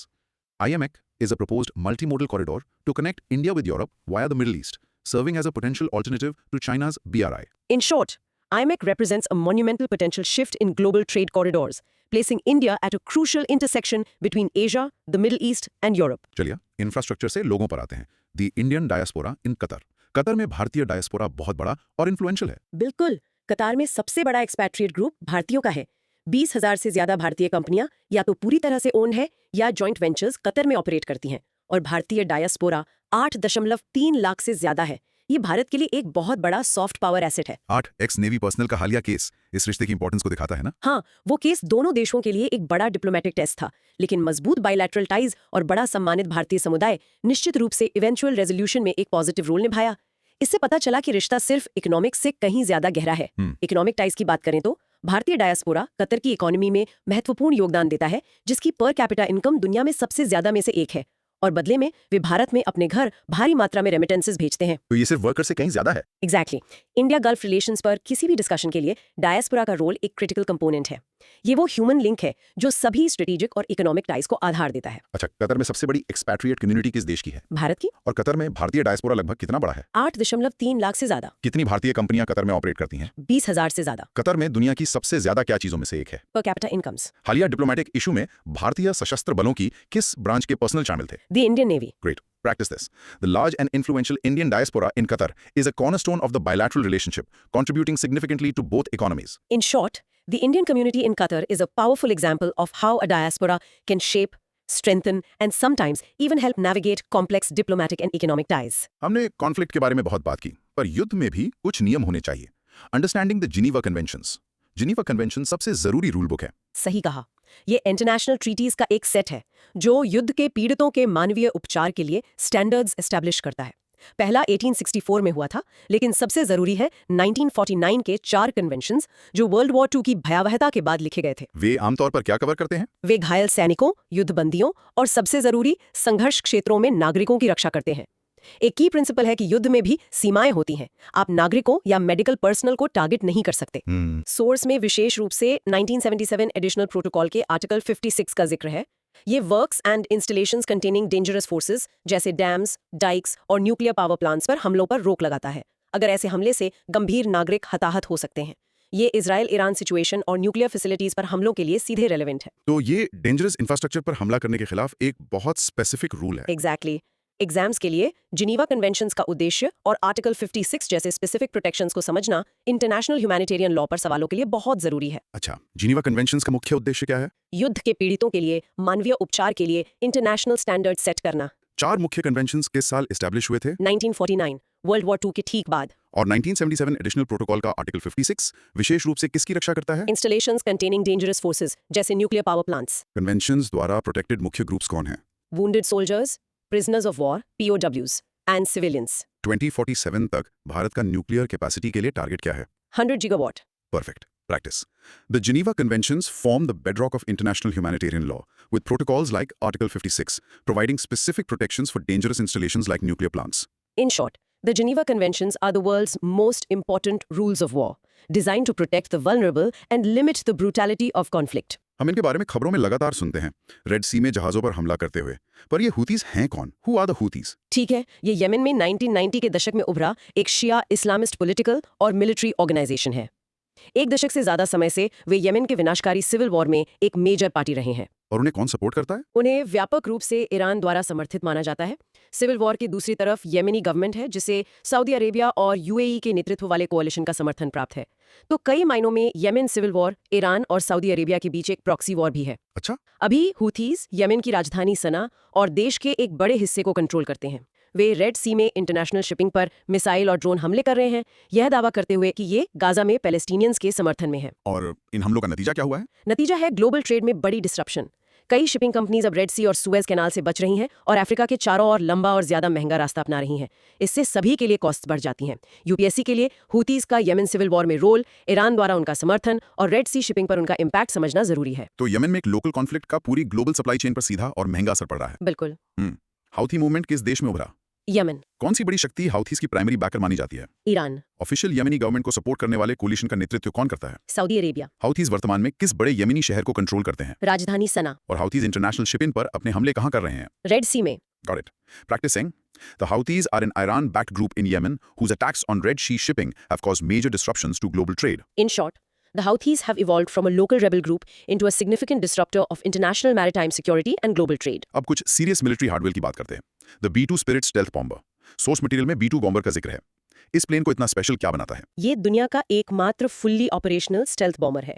इसकी एक यूनिक फ्लाइंग विंग डिजाइन है और इस पे स्पेशल रेडार एब्जॉर्बेंट मटेरियल्स की कोटिंग है, जो इसे एनिमी रेडार के लिए डिटेक्ट करना अविश्वसनीय रूप से मुश्किल बना देती है। केवल 21 ही बनाए गए थे और वे बहुत महंगे हैं, $2 बिलियन पर एयरक्राफ्ट से ज्यादा। इसका प्राइमरी मिशन क्या है? ये डीप पेनिट्रेशन मिशंस के लिए डिजाइंड एक लॉन्ग रेंज हैवी बॉम्बर है। ये बिना रिफ्यूलिंग के 6000 माइल से ज्यादा उड़ सकता है और कन्वेंशनल और न्यूक्लियर दोनों हथियार डिलीवर कर सकता है। इसका काम युद्ध की पहली रात को सबसे ज्यादा हेवीली डिफेंडेड एनिमी टेरिटरी में जाना और सबसे हाई वैल्यू टारगेट्स को खत्म करना है। सोर्स में इसका जिक्र ईरान की फडो न्यूक्लियर फैसिलिटी पर हमला करने के संदर्भ में है। क्यों? क्योंकि फडो फैसिलिटी एक पहाड़ के अंदर गहरी बनी हुई है। इसे नष्ट करने के लिए आपको एक स्पेशल वेपन की जरूरत होगी, GBU 57 massive ordnance penetrator mop. B-2 दुनिया का एकमात्र विमान है जो इस 30,000 पाउंड के बंकर बस्टिंग बॉम्ब को ले जाने और डिलीवर करने में सक्षम है। तो ये ultimate kick down the door weapon है। क्या इसका सक्सेसर बन रहा है? हाँ, इसका next generation successor B-21 raider है, जो अभी डेवलपमेंट में है। यूपीएससी के लिए ऐसे स्ट्रेटेजिक एसेट्स के बारे में जानना मॉडर्न मिलिट्री कैपेबिलिटीज को समझने के लिए जरूरी है। अच्छा, B-2 बॉम्बर की डिफाइनिंग फीचर क्या है? It is a stealth bomber जो इसे रेडार के लिए लगभग इनविजिबल बना देता है। कितने B-2 बनाए गए थे? सिर्फ 21। वो स्पेशल बंकर बस्टर बॉम्ब कौन सा है जिसे ये ले जा सकता है? The GBU 57 massive ordnance penetrator और मॉप। और फडाओ जैसी टारगेट पर हमला करने के लिए B-2 की विशेष रूप से जरूरत क्यों है? क्योंकि फडाओ जमीन के अंदर बहुत गहरा है और उसे एक बड़े पेनिट्रेटिंग बॉम्ब की जरूरत है, जिसे केवल B-2 ही डिलीवर कर सकता है। और नेक्स्ट जनरेशन स्टेल्थ बॉम्बर का नाम क्या है? The B-21 raider. Perfect. Practice. The B-2 Spirit is a long-range stealth bomber, and it is the only aircraft capable of delivering the GBU 57 MOP bunker buster bomb. In short, the B-2 bomber is a unique and powerful strategic asset, representing the pinnacle of stealth technology, designed to penetrate and destroy the most well-protected targets. और आज के हमारे आखिरी topic के लिए Iran पर nuclear restrictions पर एक आखिरी बार बात करते हैं। The snapback clause on Iran. Source में snapback clause का जिक्र है। वो क्या है? ये एक बहुत ही क्लेवर और पावरफुल मैकेनिज्म है जो 2015 ईरान न्यूक्लियर डील, जिसे ऑफिशियली JCPOA के नाम से जाना जाता है, का हिस्सा था। ये डील के ओरिजिनल पार्टीज में से किसी को भी, जैसे UK, फ्रांस या जर्मनी, ईरान पर डील के पहले के सभी UN सैंक्शंस को एक तरफा फिर से लगाने की अनुमति देता है, अगर उन्हें लगता है कि ईरान डील का महत्वपूर्ण उल्लंघन कर रहा है। इसे स्नैपबैक क्यों कहा जाता है? इसे स्नैपबैक कहा जाता है क्योंकि सैंक्शंस लगभग तुरंत स्नैपबैक हो जाएंगे। और क्रूशल पार्ट ये है, UN सिक्योरिटी काउंसिल का कोई अन्य देश, जैसे रशिया या चाइना, इसे वीटो नहीं कर सकता। ये एक बहुत शक्तिशाली एनफोर्समेंट टूल है जिसे चीटिंग रोकने के लिए डिजाइन किया गया है। और ये हाल ही में ट्रिगर हुआ था? हाँ, E3 देशों ब्रिटेन, फ्रांस एंड जर्मनी ने इस मैकेनिज्म को ट्रिगर किया, ईरान द्वारा 2015 डील के निरंतर उल्लंघनों का हवाला देते हुए। तो ये डील को इन्फोर्स करने का एक तरीका है बिना सबकी अग्रीमेंट के। एग्जैक्टली। ये इंटरनेशनल डिप्लोमेसी का एक कॉम्प्लेक्स पीस है। आइडिया एक मजबूत डिटरेंट बनाने का था, लेकिन इसका यूज कंट्रोवर्शियल भी रहा है और इसने ईरान को बातचीत की मेज से और दूर धकेल दिया है। यूपीएससी के लिए ऐसे डिप्लोमेटिक मैकेनिज्म्स को समझना की है। अच्छा, 2015 ईरान न्यूक्लियर डील का ऑफिशियल नाम क्या है? द JCPOA यानी joint comprehensive plan of action. Snapback clause deal के एक पार्टी को क्या करने की अनुमति देता है? ईरान पर सभी पुराने UN सैंक्शंस को एक तरफा फिर से लगाने की। और क्या इस कदम को यूएन सिक्योरिटी काउंसिल के अन्य मेंबर्स वीटो कर सकते हैं? नहीं, इसे वीटो नहीं किया जा सकता। यही इसे इतना शक्तिशाली बनाता है। अच्छा, किन देशों को E3 कहा जाता है? The UK, France and Germany. और E3 ने हाल ही में स्नैपबैक क्लॉज क्यों ट्रिगर किया? उन्होंने डील की शर्तों के सिग्निफिकेंट ब्रीच का हवाला दिया, खासकर यूरेनियम एनरिचमेंट के संबंध में। Okay, let's practice. The snapback clause in the JCPOA is a unique mechanism that allows for the unilateral reimposition of UN sanctions on Iran without the possibility of a veto. In short, the snapback mechanism is a powerful and controversial diplomatic tool designed to enforce the Iran nuclear deal, highlighting the deep mistrust that continues to surround Iran's nuclear program. What a journey! ये एक जबरदस्त deep dive था। तो चलिए एक quick energetic recap करते हैं। हमारा ब्रॉड थीम आज था global strategic shifts and regional dynamics. हमने अपनी जर्नी साउथ ईस्ट एशिया से शुरू की, इंडोनेशिया के साथ ब्रह्मोस डील और सिंगापुर के साथ कॉम्प्रिहेंसिव स्ट्रेटेजिक पार्टनरशिप से भारत के बढ़ते प्रभाव को देखा। फिर हमने ईस्ट एशिया के टेंशंस को समझा, जहां जापान चीन के जवाब में अपनी डिफेंस पॉलिसी को रीइंटरप्रेट कर रहा है और पूरी दुनिया क्रिटिकल रेयर अर्थ्स के लिए चीन पर अपनी डिपेंडेंसी कम करने के लिए हाथ पैर मार रही है। उसके बाद हमने स्पेशल इंडिया जापान रिलेशनशिप को एक्सप्लोर किया, जो हाई स्पीड ट्रेन्स और क्लाइमेट चेंज कॉपरेशन से लेकर दरोमा डॉल द्वारा सिम्बलाइज्ड एक शेयर्ड कल्चरल हिस्ट्री तक सब कुछ है, और क्वाड और CDRI जैसे प्लेटफॉर्म्स में एक साथ काम करना भी शामिल है। हमने सेंट्रल एशिया के लिए भारत की कनेक्टिविटी स्ट्रेटेजी यानी INSTC को डिकोड किया, जो स्वेज कैनाल रूट का एक तेज और सस्ता ऑल्टरनेटिव है। और आखिर में हमने वेस्ट एशिया के कॉम्प्लेक्स हॉटस्पॉट्स को नेविगेट किया, ईरान इजराइल शैडो वॉर और स्ट्रेट ऑफ हॉर्मुज जैसे स्ट्रेटेजिक चोक पॉइंट्स की महत्वपूर्ण भूमिका से लेकर IMEC जैसे नए ग्लोबल कॉरिडोर्स के उदय तक। तो आज की इस पूरी चर्चा के बाद मेरे मन में एक बड़ा सवाल आता है। हमने देखा कि IMEC और INST जैसे नए कॉरिडोर्स बन रहे हैं, हमने देखा कि सुएज और हॉर्मुज जैसे पुराने सी लेन्स में टेंशन है, और हमने देखा कि रेयर अर्थ्स जैसे क्रिटिकल रिसोर्सेज पर कंट्रोल के लिए एक नई रेस शुरू हो गई है। तो आपके लिए सोचने के लिए आगे विचार ये है, एक ऐसी दुनिया में जो टेक्नोलॉजी के माध्यम से ज्यादा कनेक्टेड हो रही है लेकिन पॉलिटिकली ज्यादा फ्रैगमेंटेड हो रही है, अगले दशक में पावर को वास्तव में क्या डिफाइन करेगा? क्या ये फिजिकल ट्रेड रूट्स पर कंट्रोल होगा? क्या ये क्रिटिकल टेक्नोलॉजीज और रिसोर्सेज तक एक्सेस होगा, या कि स्ट्रेटेजिक अलायंसेस की ताकत होगी? शायद इन सबका एक complex mix, something to think about. सोचो, इमेजिन करो, एक कंट्री में साइन हुई एक डील इंडिया के एक पोर्ट का फ्यूचर कैसे बदल सकते हैं? या फिर यूक्रेन में चल रहे वॉर का असर मतलब दुनिया भर के फूड प्राइसेस पर कैसे पड़ता है? बिल्कुल, बेसिकली सब कुछ कनेक्टेड है दोस्त। आज हम इन्हीं इनविजिबल थ्रेड्स को सुलझाने वाले हैं। I am your host Sweta and welcome to the deep dive. और मैं हूं आपके साथ इस जर्नी पर। तो आज का टॉपिक है international relations, a global snapshot. A whirlwind tour of global hotspots and agreements। तो तैयार हो जाओ, हम स्टार्ट करेंगे ईरान के न्यूक्लियर प्रोग्राम और US चाहबार डील से।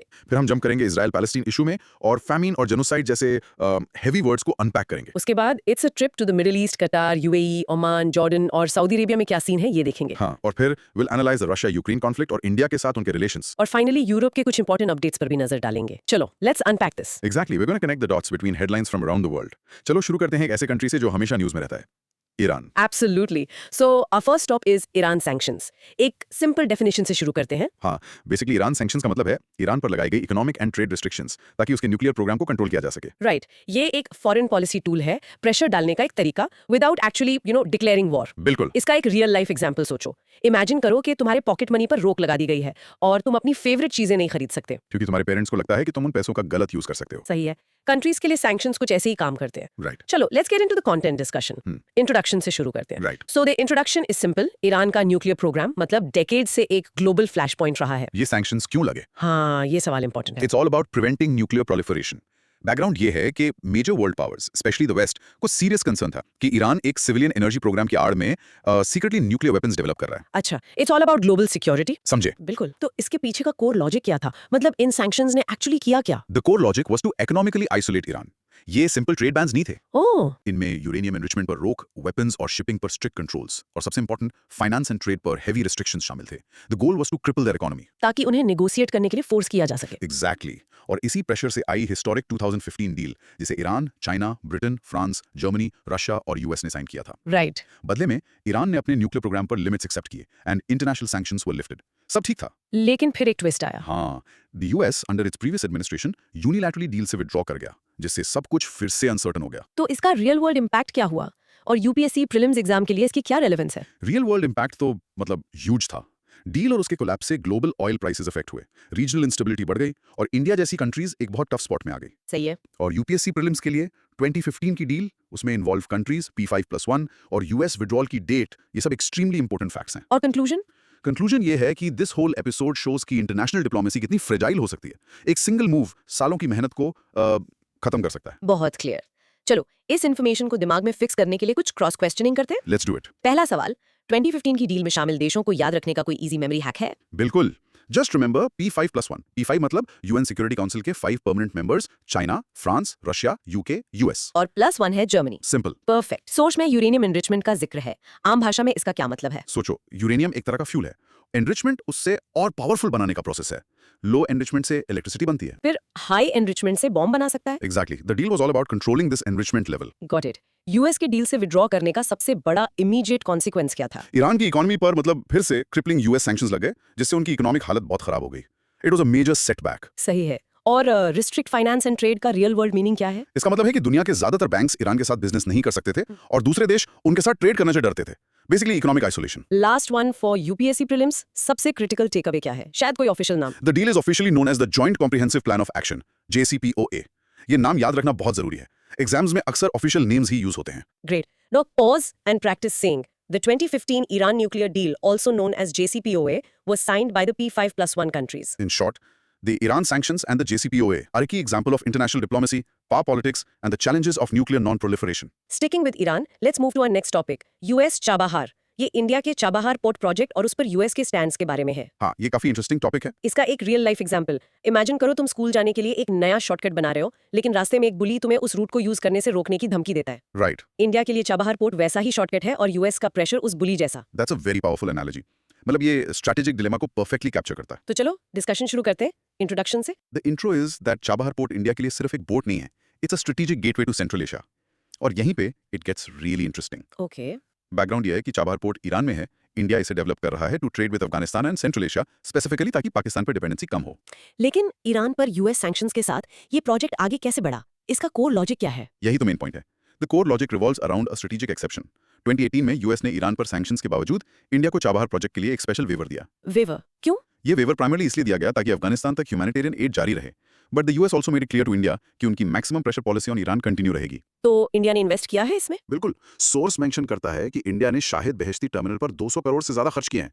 और एक फैसिनेटिंग फैक्ट, 2017-18 में इंडिया ने यूएस प्रेशर के कारण ईरान और वेनेजुएला से सारा ऑयल इंपोर्ट बंद कर दिया था। वाओ। हाँ, ये दिखाता है कि इंडिया को कितनी टाइट रोप वॉक करनी पड़ती है। तो इसका रियल वर्ल्ड इंपैक्ट और यूपीएससी प्रीलिम्स रेलेवेंस क्या है? The real world impact is that Chabahar India की स्ट्रेटेजिक ऑटोनॉमी का एक टेस्ट केस है। ये दिखाता है कि इंडिया को अपोजिंग पावर्स के साथ अपने रिलेशनशिप्स को कैसे बैलेंस करना पड़ता है। और प्रीलिम्स के लिए? प्रीलिम्स के लिए पोर्ट की लोकेशन, उसकी स्ट्रेटेजिक इंपॉर्टेंस और यूएस वेवर का कॉन्टेक्स्ट, ये सब बहुत इंपॉर्टेंट है।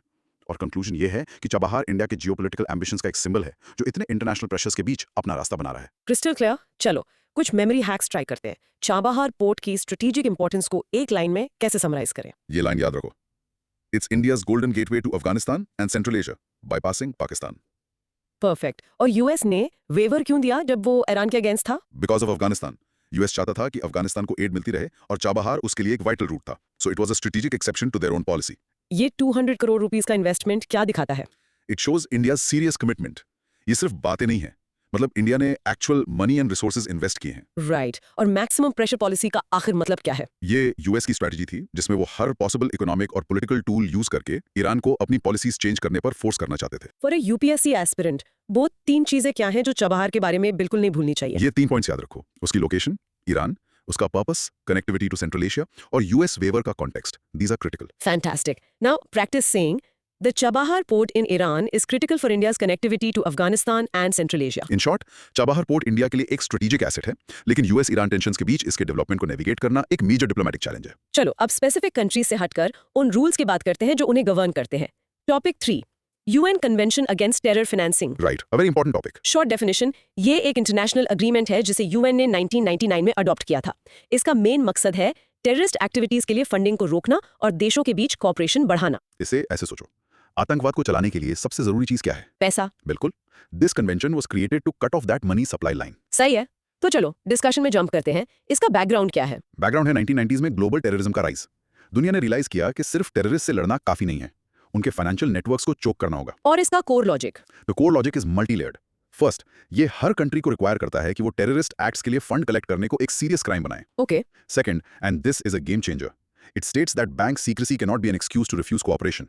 मतलब बैंक ये नहीं कह सकता कि सॉरी, हम क्लाइंट इन्फो शेयर नहीं कर सकते। Wow, that's huge. हाँ, थर्ड, ये इंश्योर करता है कि टेरर फाइनेंसिंग को पॉलिटिकल ऑफेंस मानकर एक्स्ट्राडिशन से बचाना जा सके।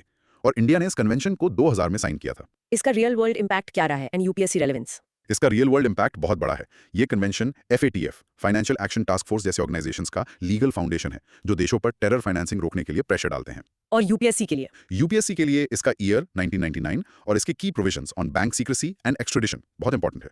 कंक्लूजन ये है कि ये convention global fight against terrorism का एक क्रूशियल लीगल टूल है। Got it. चलो ये अच्छे से याद कर लेते हैं। इस कन्वेंशन का कोर आइडिया क्या है, बस कुछ शब्दों में? Simple, no money for terror. आतंकवाद की फाइनेंशियल पाइपलाइन को चोक कर दो। ये provision bank secrecy can not be used to obstruct, ये इतना इंपॉर्टेंट क्यों है? क्योंकि हिस्टोरिकली टेररिस्ट अक्सर स्विस बैंक्स जैसे सीक्रेट अकाउंट्स यूज करते थे। इस प्रोविजन ने उस मेजर लूपहोल को बंद कर दिया। What's fascinating here is the direct attack on terrors financial backbone. सही है। इंडिया ने इस पर 2000 में साइन किया। ये क्या दर्शाता है? ये दिखाता है कि India, being a long time victim of terrorism, has been an early and active partner in international cooperation against it. Extradition वाला पॉइंट एक बार फिर से समझा सकते हो? जरूर। इसका मतलब है कि अगर कोई व्यक्ति एक देश में टेरर फाइनेंसिंग का आरोपी है, तो वो दूसरे देश में जाकर ये कहकर नहीं बच सकता कि मैंने ये पॉलिटिकल रीजन से किया। That country is obligated to either extradite him or prosecute him. और प्रीलिम्स के लिए सबसे important factor remember? The year 1999 and the fact that it makes terror financing a universally recognized crime, compelling state action. UN Convention targets the financial lifelines of terrorist organizations. In short, this convention makes financing terrorism a global crime and obligates countries to cooperate in stopping it. अब आते हैं दुनिया के सबसे complex और long running issues में से एक पर। Topic 4, Israel Palestine two state solution. हाँ, ये काफी कॉम्प्लिकेटेड है। तो ये है क्या? द टू स्टेट सोल्यूशन एक प्रपोज्ड फ्रेमवर्क है जिसमें इजराइल के साथ एक इंडिपेंडेंट पैलेस्टाइन स्टेट की स्थापना की बात की गई है। मतलब एक जमीन पर दो देश, दो लोगों के लिए। It is the most discussed and perhaps most elusive proposed solution to this conflict. So what does this all mean? Let's get into the discussion and its background. इसका बैकग्राउंड जाता है ब्रिटिश मैंडेट और 1947 के UN partition plan तक, जिसने पहली बार इस territory को एक अरब स्टेट और एक जूइश स्टेट में डिवाइड करने का प्रपोजल रखा था। और इसका core logic? The core logic is best understood through a timeline. 1947 में UN ने पार्टीशन प्रपोज किया, जूइश एजेंसी ने एक्सेप्ट किया, अरब नेशंस ने रिजेक्ट कर दिया। ओके। 1948 में इजराइल ने इंडिपेंडेंस डिक्लेयर की, जिससे फर्स्ट अरब इजरायली वॉर शुरू हुई। अगला ह्यूज मोमेंट था 1967 सिक्स डे वॉर, जिसमें इजराइल ने Sinai, Gaza, West Bank, east Jerusalem और गोलन हाइट्स को कैप्चर कर लिया। Right. The Palestinian demand for a state is based on these 1967 borders, जिसे ग्रीन लाइन भी कहते हैं। फिर आए 1978 कैंप डेविड अकॉर्ड्स, जिसमें इजराइल ने साइनाई रिटर्न किया। और आगे? रियल ब्रेक थ्रू लगा 1993 ऑस्लो आई अकॉर्ड, जिसमें PLO और इजराइल ने ऑफिशियली एक दूसरे को रिकॉग्नाइज किया। 1995 के ऑस्लो 2 अकॉर्ड ने वेस्ट बैंक को एरियाज A, B और C में डिवाइड किया। अच्छा। और एक crucial point from the source ये है कि ऑस्लो अकॉर्ड्स ने पैलेस्टीनियंस को सिर्फ 22% हिस्टोरिक पैलेस्टीन ऑफर किया, जबकि ओरिजिनल UN प्लान ने 46% प्रपोज किया था। That's a massive difference. इसका रियल वर्ल्ड इम्पैक्ट और यूपीएससी रेलेवेंस क्या है? रियल वर्ल्ड इम्पैक्ट ये है कि ये हिस्ट्री पूरे मॉडर्न मिडिल ईस्ट को शेप करती है। यूपीएससी के लिए की डेट्स 1947, 1967, 1993, की agreements camp David, Oslo accords और की terms green line, areas A, B, C absolutely fundamental हैं। और कंक्लूजन? द कंक्लूजन इज कि टू स्टेट सोल्यूशन आज भी एक इंटेंस डिबेट का मैटर है, जिसका कोई इजी रेजोल्यूशन नहीं दिखता। Okay, let's lock this in. 1967 की 6 डे वॉर, ये इतनी सिग्निफिकेंट क्यों है? क्योंकि इसी युद्ध के बाद इजराइल ने वेस्ट बैंक और गाजा पर कब्जा किया, जो आज के पैलेस्टीनियन स्टेट के कोर टेरिटरीज माने जाते हैं। The phrase 1967 borders her negotiation में की फ्रेज है। सही है। और ऑस्लो अकॉर्ड्स को एक टर्निंग पॉइंट क्यों माना जाता है? Because for the first time, Israel and the Palestinian Liberation Organization (PLO) officially recognized each other. एक direct channel of negotiation create हुआ, जो एक बहुत बड़ा कदम था। Can you quickly break down areas A, B and C? जरूर। Area A full Palestinian control में है, एरिया B जॉइंट कंट्रोल में, और एरिया C जो सबसे बड़ा हिस्सा है फुल इजरायली कंट्रोल में है। अच्छा, the fact that most of the land is in area C, ये एक मेजर पॉइंट ऑफ कॉन्फ्लिक्ट है। 1947 के UN प्लान और ऑस्लो अकॉर्ड्स के लैंड एलोकेशन में इतना फर्क क्यों है? क्योंकि 1947 का प्लान एक प्री वॉर प्रपोजल था, ऑस्लो अकॉर्ड्स एक पोस्ट वॉर नेगोशिएशन थे, जो फैक्ट्स ऑन द ग्राउंड पर बेस थे, जिसमें इजराइल ने ऑलरेडी ज्यादा टेरिटरी पर कंट्रोल एस्टैब्लिश कर लिया था। Is there a mnemonic for UPSC aspirants to remember the key peace processes? Yes, remember CDO, Camp David 1978, Declaration of Principles जो ऑस्लो 1 था 1993 और ऑस्लो 2 1995। ये एक ग्रेट क्रोनोलॉजिकल रिमाइंडर है। Fantastic. Now practice saying the two-state solution is based on the 1967 borders with an independent Palestine alongside Israel. In short, the history of the two-state solution is filled with wars, treaties and broken compromises, and it remains a distant dream for now. ये हमें बिल्कुल perfect तरीके से हमारे अगले topic पर ले जाता है, statehood recognition. Right. Simple terms में ये क्या है? स्टेटहुड रिकॉग्निशन मतलब जब दूसरे देश ऑफिशियली किसी एंटिटी को एक सॉवरेन स्टेट के रूप में एक्सेप्ट करते हैं। Exactly. एक देश सिर्फ जमीन का टुकड़ा नहीं होता, इंटरनेशनल सिस्टम में एक कंट्री बनने के लिए उसे दूसरे देशों की रिकग्निशन चाहिए होती है। Here's where it gets interesting. चलो डिस्कशन शुरू करते द हैं। बैकग्राउंड इज कि पैलेस्टाइन को ऑलरेडी 140 से ज्यादा देश रिकग्नाइज करते हैं, जिसमें स्पेन, आयरलैंड, नॉर्वे और इंपॉर्टेंटली इंडिया भी शामिल है। अच्छा, the core logic of statehood in international law आती है मॉन्टेविडियो कन्वेंशन ऑफ 1933 से। ये स्टेटहुड के 4 की क्राइटेरिया बताता है: a permanent population, a defined territory, a government और the capacity to enter into relations with other states. Okay, 4 criteria. लेकिन अगर आप ये सब मीट भी करते हो तो एक और हर्डल है, UN membership. Full UN member बनने के लिए आपको सिक्योरिटी काउंसिल की रिकमेंडेशन चाहिए, जहां P5 मेंबर्स के पास वीटो पावर है। मतलब अगर यूएस वीटो कर दे तो पैलेस्टाइन मेंबर नहीं बन सकता। करेक्ट। तो पैलेस्टाइन का करंट स्टेटस क्या है यूएन में? पैलेस्टाइन एक नॉन मेंबर ऑब्जर्वर स्टेट है, जिसका स्टेटस वेटिकन सिटी जैसा है। वो यूएन प्रोसीडिंग्स में पार्टिसिपेट कर सकते हैं पर वोट नहीं कर सकते। ये तो लॉ और पॉलिटिक्स का क्लियर इंटरसेक्शन दिखाता है। बिल्कुल, इसकी यूपीएससी रेलेवेंस क्या है? बहुत ज्यादा है। यूपीएससी के लिए मॉन्टेविडियो कन्वेंशन के 4 क्राइटेरिया और UN membership process, specially security council और जनरल असेंबली के रूल्स बहुत इंपॉर्टेंट कॉन्सेप्ट्स हैं। और कंक्लूजन? कंक्लूजन यह है कि पैलेस्टाइन के लिए स्टेटहुड सिर्फ एक लीगल डेफिनेशन नहीं है, ये सेल्फ डिटर्मिनेशन और इंटरनेशनल लेजिटिमेसी की लड़ाई है। Got it. चलो एक क्विक क्रॉस क्वेश्चनिंग करते हैं।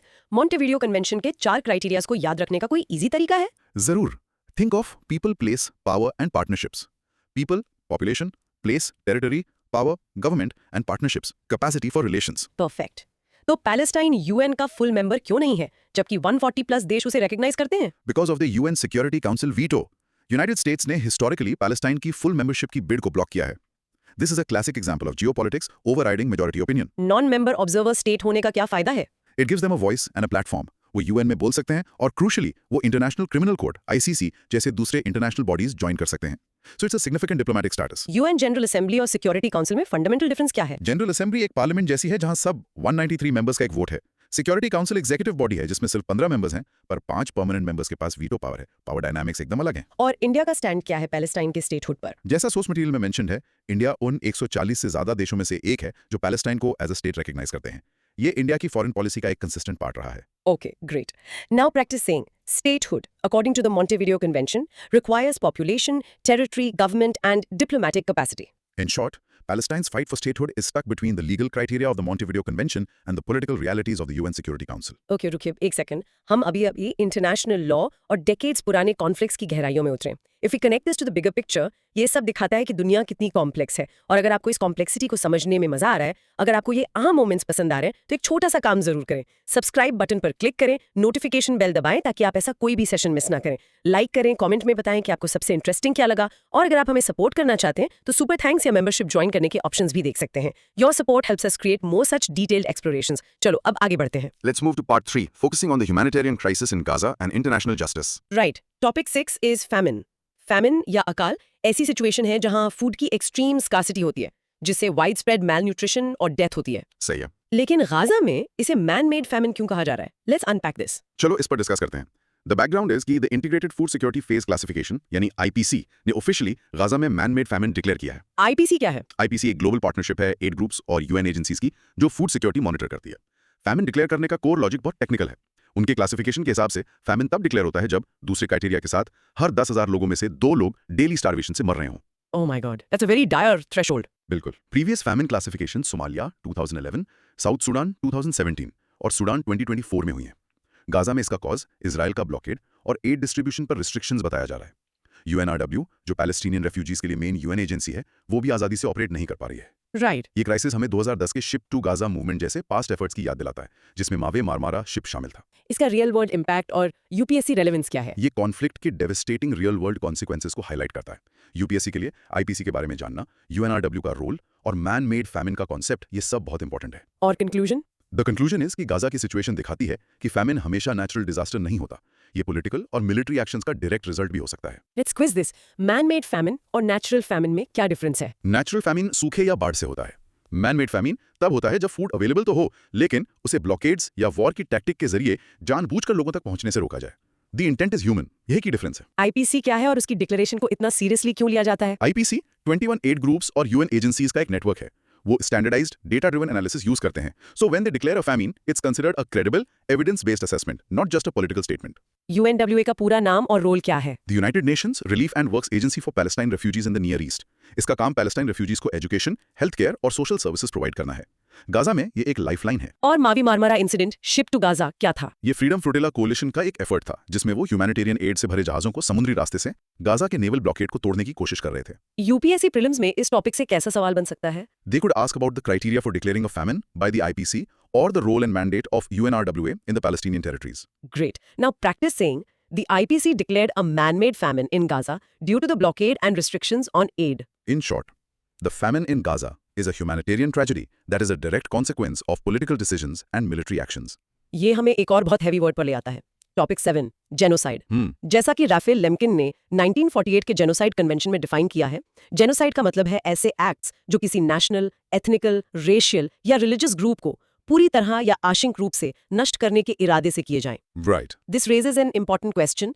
साउथ अफ्रीका ने इजराइल के खिलाफ आईसीजे में जेनोसाइड का आरोप लगाते हुए केस क्यों फाइल किया? Let's discuss it. The background is कि ये term Polish Jewish lawyer Raphael Lemkin ने कॉइन किया था। 1948 का जेनोसाइड कन्वेंशन इसे इंटरनेशनल लॉ के तहत एक क्राइम बनाता है। और करंट सिचुएशन का कोर लॉजिक क्या है? द कोर लॉजिक इज कि साउथ अफ्रीका ने International Court of Justice ICJ में एक केस फाइल किया है जिसमें इजराइल पर गाजा में जेनोसाइड करने का आरोप लगाया गया है। कन्वेंशन का आर्टिकल 8 किसी भी सिग्नेटरी स्टेट को यूएन से एक्शन लेने के लिए अपील करने की अनुमति देता है। राइट। और सोर्स में ब्राजील का भी जिक्र है। हाँ, सोर्स नोट करता है कि ब्राजील ने साउथ अफ्रीका के केस को सपोर्ट किया है। ये एक बहुत इंपॉर्टेंट और अक्सर कंफ्यूजिंग पॉइंट सामने लाता है। आईसीजे वर्सेस आईसीसी, इनके बीच की डिफरेंसेस क्या है? ये एक क्लासिक यूपीएससी टॉपिक है। चलो इसे ब्रेक डाउन करते हैं। आईसीजे 1945 में बना, आईसीसी नया है 2002 से। की डिफरेंस है जुरिस्डिक्शन में। आईसीजे स्टेट्स के बीच डिस्प्यूट सेटल करता है, आईसीसी इंडिविजुअल्स को प्रोसिक्यूट करता है। अच्छा, स्टेट्स वर्सेस इंडिविजुअल्स। बिल्कुल। आईसीजे में सभी 193 यूएन मेंबर्स हैं, आईसीसी में 123 हैं और इंडिया इसका मेंबर नहीं है।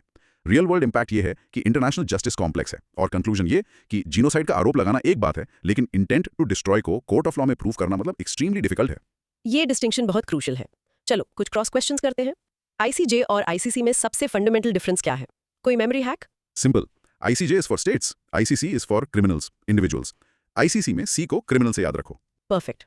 राफेल लेम्किन का नाम इतना इंपॉर्टेंट क्यों है? Because he not only coined the word genocide, but he tirelessly campaigned for it to be recognized as an international crime. He is the father of the Genocide Convention. India ICC का member क्यों नहीं है? India को concerns हैं कि ICC की jurisdiction को potentially political purposes के लिए यूज किया जा सकता है, जो उसकी नेशनल सॉवरेनिटी पर इन्फ्रिंज कर सकता है। कोर्ट में जेनोसाइड प्रूव करने में सबसे बड़ी चुनौती क्या है? The intent. आपको प्रूव करना होगा कि एक्शंस का मकसद सिर्फ मारना नहीं, बल्कि एक पूरे ग्रुप को खत्म करना था। ये एक बहुत हाई लीगल बार है। और साउथ अफ्रीका ने ही ये केस क्यों फाइल किया? साउथ अफ्रीका अपनी अपार्थाइड की हिस्ट्री के कारण अक्सर इंटरनेशनल ह्यूमन राइट्स इश्यूज पर एक स्ट्रॉन्ग मॉरल स्टैंस लेता है।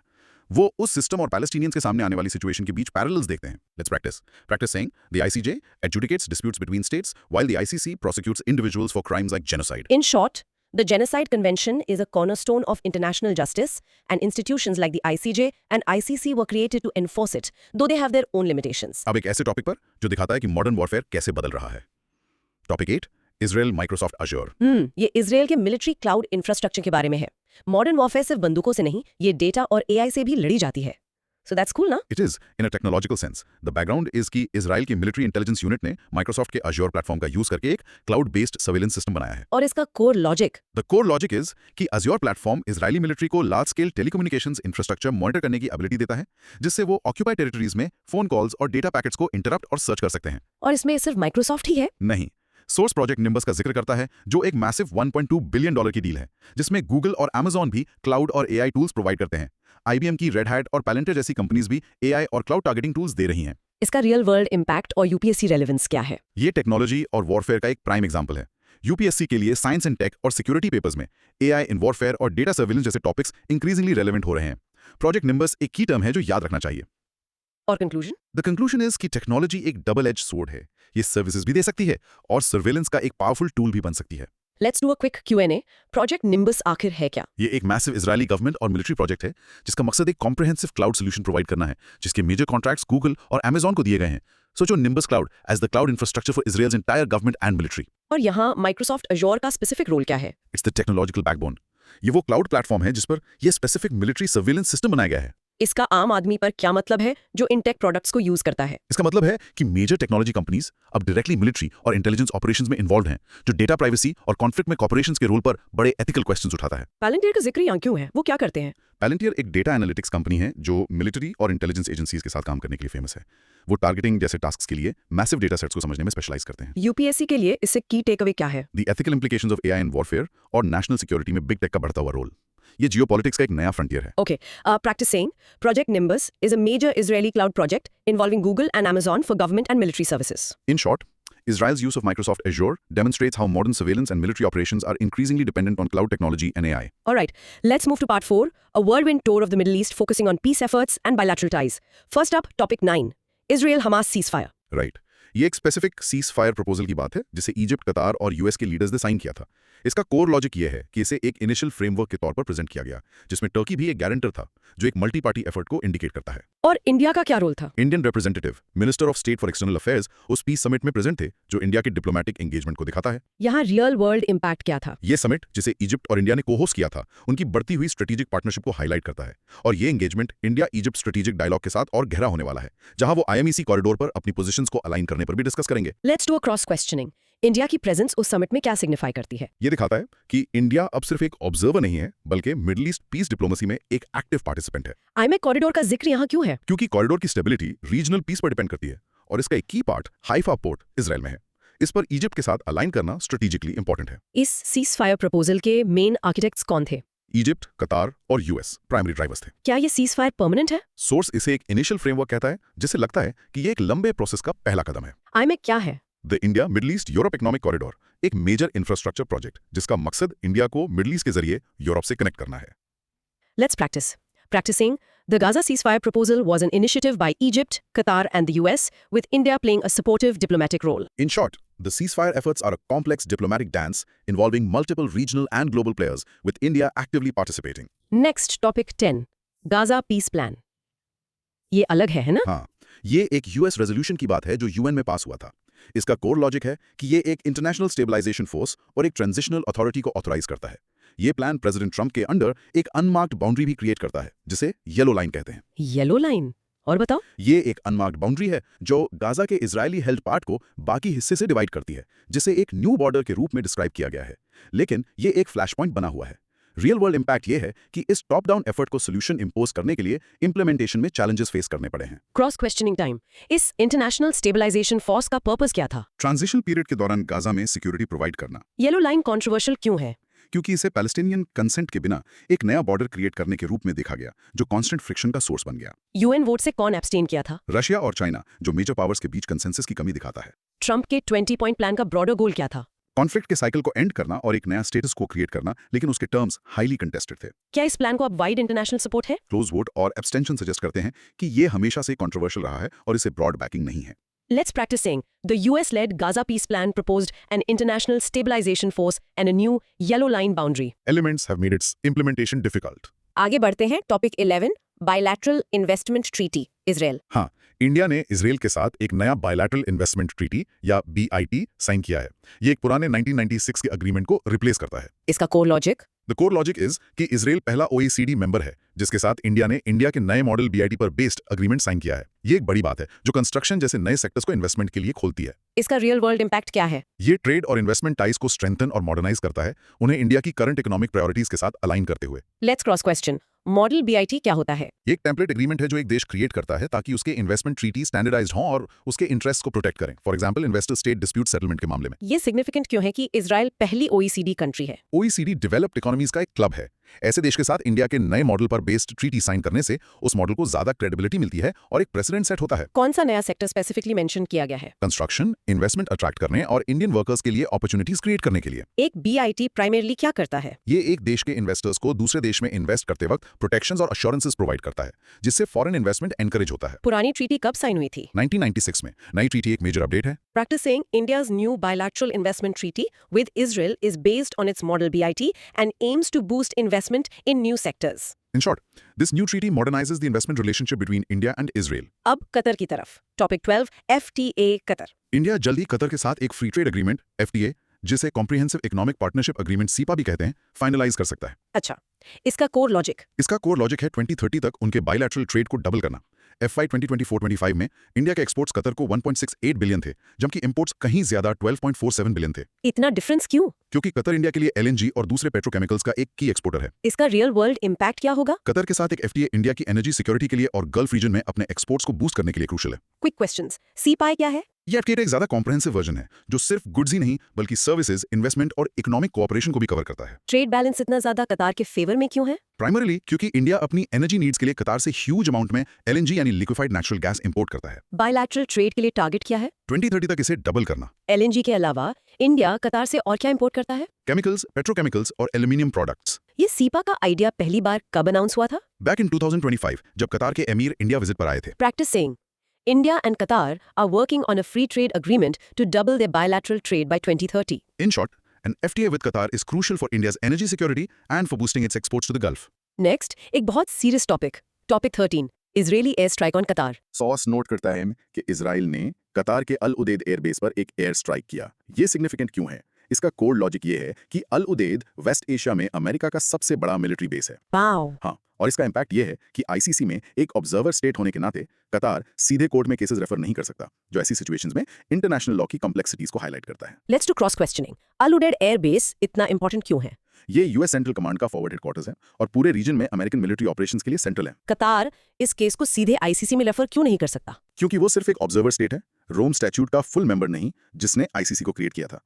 ये उसके लीगल ऑप्शंस को लिमिट करता है। ये स्ट्राइक क्या इंडिकेट करता है? वॉल्व कर सकते हैं। ICC की जुरिस्डिक्शन क्या है? ICC इंडिविजुअल्स को सबसे गंभीर क्राइम्स के लिए प्रोसिक्यूट करता है, genocide, war crimes, crimes against humanity और क्राइम ऑफ एग्रेशन। क्या इजराइल ICC को रिकॉग्नाइज करता है? नहीं, इजराइल ICC की जुरिस्डिक्शन को रिकॉग्नाइज नहीं करता, जो किसी भी लीगल प्रोसीडिंग्स को और कॉम्प्लिकेट करता है। Let's practice saying the airstrike on a major US base in Qatar highlights the potential for regional escalation and the limits of international law. In short, this event demonstrates the high stakes and volatile nature of geopolitics in the Middle East. अब UAE की तरफ चलते हैं। Topic 14, UAE's golden visa scheme. UAE ने Indian और Bangladeshi residents के लिए एक nomination based golden visa programme launch किया है। अच्छा, इसका कोर लॉजिक है AED 1 लाख सेव करके लाइफ टाइम रेजिडेंसी ऑफर करना। बड़ा चेंज ये है कि इससे प्रॉपर्टी या बिजनेस में इन्वेस्ट करने की पहले वाली रिक्वायरमेंट हट गई है। ओके, ये वीजा 5 या 10 साल के लिए इशू होता है और रिन्यूएबल है। Real world impact. UAE अपनी वीजा पॉलिसीज को लिबरलाइज कर रहा है ताकि इंडिया जैसे की पार्टनर कंट्रीज से लॉन्ग टर्म टैलेंट और इन्वेस्टमेंट को अट्रैक्ट और रिटेन कर सके। क्वेश्चंस, इस नई स्कीम में मेन डिफरेंस क्या है? ये नॉमिनेशन बेस्ड है और डायरेक्ट इन्वेस्टमेंट की रिक्वायरमेंट को हटा देता है,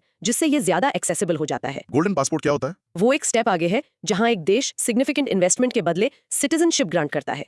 ये गोल्डन वीजा से कहीं ज्यादा रेयर है। ये पायलट प्रोग्राम किन के लिए है? UAE में रह रहे इंडियन और बांग्लादेशी रेजिडेंट्स के लिए। मॉनेटरी रिक्वायरमेंट क्या है? ये AED 1 लाख सेव करना, जो लगभग 23.3 लाख रुपीस है। वीजा की ड्यूरेशन क्या है? ये 5 या 10 साल के लिए इशू होता है, लेकिन रिन्यूएबल है। Effectively life time residency offer करता है। Practicing, the UAE's golden visa program now offers a nomination-based path for lifetime residency for Indians and Bangladeshis. In short, the UAE is liberalizing its visa policies to attract and retain long-term talent and investment. अब Oman की बारी। ठीक है। Topic 15, Oman FTA। ये section FTA से ज्यादा strategic partnership के बारे में है। इंडिया के PM की ओमान विजिट ने डिप्लोमेटिक रिलेशंस के 70 साल मार्क किए। राइट। रिलेशनशिप का कोर लॉजिक डिफेंस है। ओमान पहला गल्फ कंट्री है जिसके साथ इंडिया की आर्म्ड फोर्सेस की तीनों विंग्स जॉइंट एक्सरसाइजेस करती हैं। वाओ, तीनों। हाँ। और दूसरा की एस्पेक्ट है डुक पोर्ट पर लॉजिस्टिक्स एग्रीमेंट, जो स्ट्रेट ऑफ हॉर्मुज के पास स्ट्रेटेजिकली लोकेटेड है। बायलैटरल ट्रेड भी बढ़ रहा है ओमान और SBI के बीच एक जॉइंट इन्वेस्टमेंट फंड के साथ। Impact. India Oman relationship gulf में एक डीप स्ट्रेटेजिक और इकोनॉमिक पार्टनरशिप का मॉडल है। चलो इस पर क्विज करते हैं। इंडिया और ओमान के बीच 3 जॉइंट मिलिट्री एक्सरसाइजेस के नाम बताओ। आर्मी अल नजाह, नेवी नसीम अल बहर और एयरफोर्स ईस्टर्न ब्रिज। दुखम पोर्ट स्ट्रेटेजिकली इतना इंपॉर्टेंट क्यों है? उसकी लोकेशन के कारण। ये इंडियन नेवी को 2 क्रिटिकल मैरिटाइम चोक पॉइंट्स के पास एक्सेस और लॉजिस्टिकल बेस देता है, स्ट्रेट ऑफ हॉर्मुज और बाब एल मंदेब स्ट्रेट। ओमान ने कौन सी इंडियन राइफल खरीदी थी? INS राइफल 2010 में। जॉइंट इन्वेस्टमेंट फंड क्या है? ओमान और स्टेट बैंक ऑफ इंडिया के बीच एक 50-50 फंड, जो दोनों देशों के बीच इन्वेस्टमेंट को प्रमोट करता है। 2023 में इंडिया का ओमान के लिए स्पेशल जेस्चर क्या था? ओमान को इंडिया की G20 प्रेसिडेंसी के दौरान गेस्ट नेशन के तौर पर इनवाइट किया गया था। Practicing. India's strategic partnership with Oman includes joint military exercises and access to the key Dukhum port. In short, the India-Oman relationship is a model of a deep strategic partnership in the Gulf region. अब view को थोड़ा broaden करते हैं। Topic 16, GCC। GCC का मतलब है gulf cooperation council. ये 1981 में फॉर्म हुआ था और इसमें बहरीन, कुवैत, ओमान, कतार, सऊदी अरेबिया और UAE शामिल हैं। राइट। इसका कोर लॉजिक था पॉलिटिकल और सिक्योरिटी चैलेंजेस के लिए एक कलेक्टिव मैकेनिज्म क्रिएट करना। सोर्स इंडिया के दूसरे रीजनल प्लेयर्स जैसे जॉर्डन के साथ बढ़ते हुए टाइज का भी जिक्र करता है, वाटर मैनेजमेंट पर एग्रीमेंट्स के साथ, और इथियोपिया जो अफ्रीकन यूनियन का HQ है और एक नया ब्रिक्स मेंबर भी है। इम्पैक्ट। इंडिया मिडिल ईस्ट और अफ्रीका के साथ बायलैटरल टाइज और रीजनल ऑर्गेनाइजेशंस दोनों के जरिए एंगेज कर रहा है।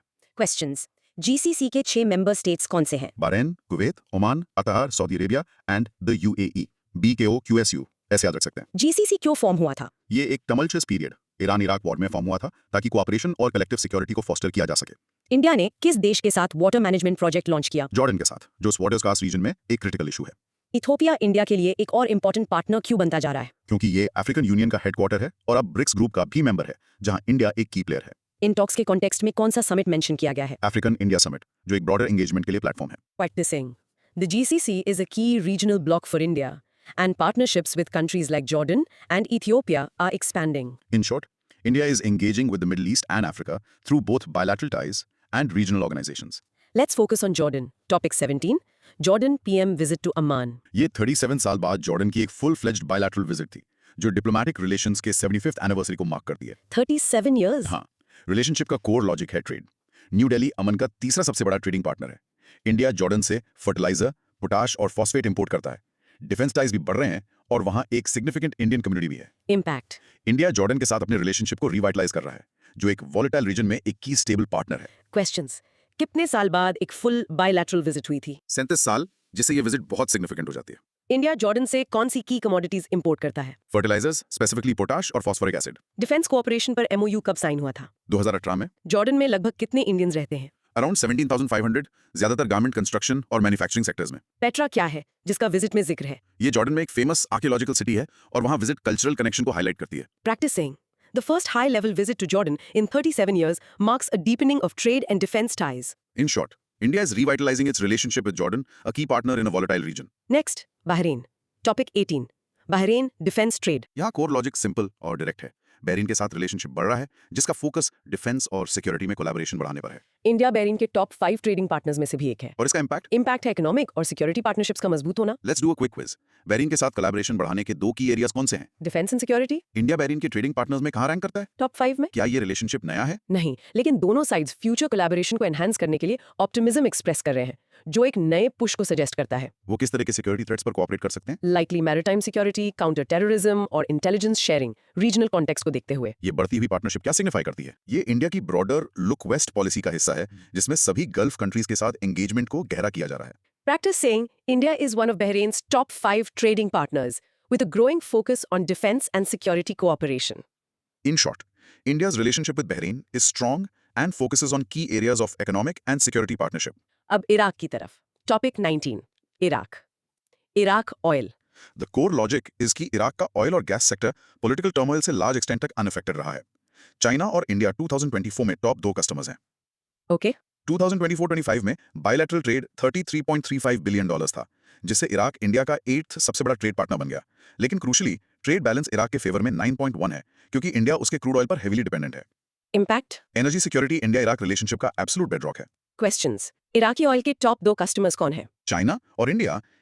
इंडिया और इराक के बीच ट्रेड बैलेंस रेशियो क्या है? 9.1 इन इराक्स फेवर। ट्रेड इतना इम्बैलेंस्ड क्यों है? क्योंकि इंडिया इराक से मैसिव क्रूड ऑयल इंपोर्ट करता है। गैस फ्लेयरिंग क्या है जिसे इराक कम करने की कोशिश कर रहा है? यह ऑयल एक्सट्रैक्शन के दौरान निकलने वाली एक्सेस नेचुरल गैस को जलाना है। इसे कम करने का मतलब है उस गैस को कैप्चर करके उसे यूज करना, जो इकोनॉमी और एनवायरनमेंट के लिए बेहतर है। 2024-25 में बायलैटरल ट्रेड की वैल्यू क्या थी? $33.35 बिलियन।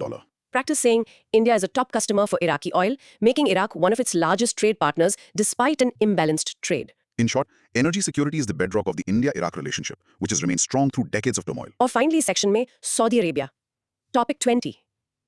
US Saudi Arabia. और अरब मुस्लिम नेशंस के बीच रिलेशंस को नॉर्मलाइज करना। Right. ओरिजिनल सिग्नेटरीज थे Israel, the UAE and Bahrain, लेकिन सऊदी अरेबिया में फॉर्मली ज्वाइन नहीं किया है। जबकि उसने इजरायली फ्लाइट्स के लिए अपना एयर स्पेस खोल दिया है, उसने कहा है कि ज्वाइन करना पैलेस्टीनियंस के लिए 2 स्टेट सोल्यूशन की तरफ एक क्रेडिबल पाथ पर कंडीशनल है। और इंडिया सऊदी? इंडिया का रिलेशनशिप सऊदी के साथ भी स्ट्रांग है। ये इंडिया का 8th सबसे बड़ा ट्रेडिंग पार्टनर है, although with a trade deficit. Impact? The Abraham accords ने मिडिल ईस्टर्न जियोपॉलिटिक्स को रीशेप किया है, लेकिन core Israeli Palestinian conflict wider peace के लिए एक की ऑब्स्टिकल बना हुआ है। चलो क्विज करते हैं। अब्राहम अकॉर्ड्स को किसने ब्रोकर किया? The Trump administration in the US, Israel के अलावा ओरिजिनल सिग्नेटरीज कौन थे? द UAE एंड बहरीन, बाद में कौन से 2 और देश ज्वाइन हुए? Sudan and Morocco. Accords join करने के लिए सऊदी अरेबिया की शर्त क्या है? पैलेस्टीनियंस के लिए 2 स्टेट सोल्यूशन की तरफ एक credible time bound path. Saudi Arabia ने इजराइल की तरफ क्या जेस्चर किया है? उसने इजरायली फ्लाइट्स के लिए अपना एयर स्पेस खोल दिया है। Practice saying The Abraham Accords normalized relations between Israel and several Arab nations, but Saudi Arabia's participation is linked to the Palestinian issue. In short, the Abraham Accords have reshaped Middle Eastern geopolitics, but the core Israeli-Palestinian conflict remains a key obstacle to wider peace. Wow, what a tour. चलो अब part 5 की तरफ shift करते हैं. Russia, Ukraine and India's relations. First, topic 21. Russia and Ukraine minerals deal. ये एक fascinating development है. Washington और कीव ने एक अग्रीमेंट साइन किया है जो यूएस को यूक्रेन के क्रिटिकल मिनरल और ऑयल गैस रिसोर्सेज तक एक्सेस देता है. अच्छा, इसका core logic. The core logic is कि एक US Ukraine critical mineral and energy resources fund extraction projects को फाइनेंस करेगा और कीव 50% रेवेन्यू शेयर करेगा. यूक्रेन के पास कोबाल्ट और रेयर अर्थ एलिमेंट्स जैसे 30 क्रिटिकल मिनरल्स हैं, लेकिन उन्हें डेवलप करने के लिए कैपिटल की कमी है. इम्पैक्ट. ये डील क्रिटिकल मिनरल्स की बढ़ती हुई जियोपॉलिटिकल इंपॉर्टेंस को हाईलाइट करती है, जो मॉडर्न टेक्नोलॉजी और डिफेंस के लिए एसेंशियल हैं. Quiz time. इस डील से क्रिएट हुए फंड का नाम क्या है? The US Ukraine critical mineral and energy resources fund. Kyiv कितना परसेंटेज रेवेन्यू शेयर करेगा? 50%.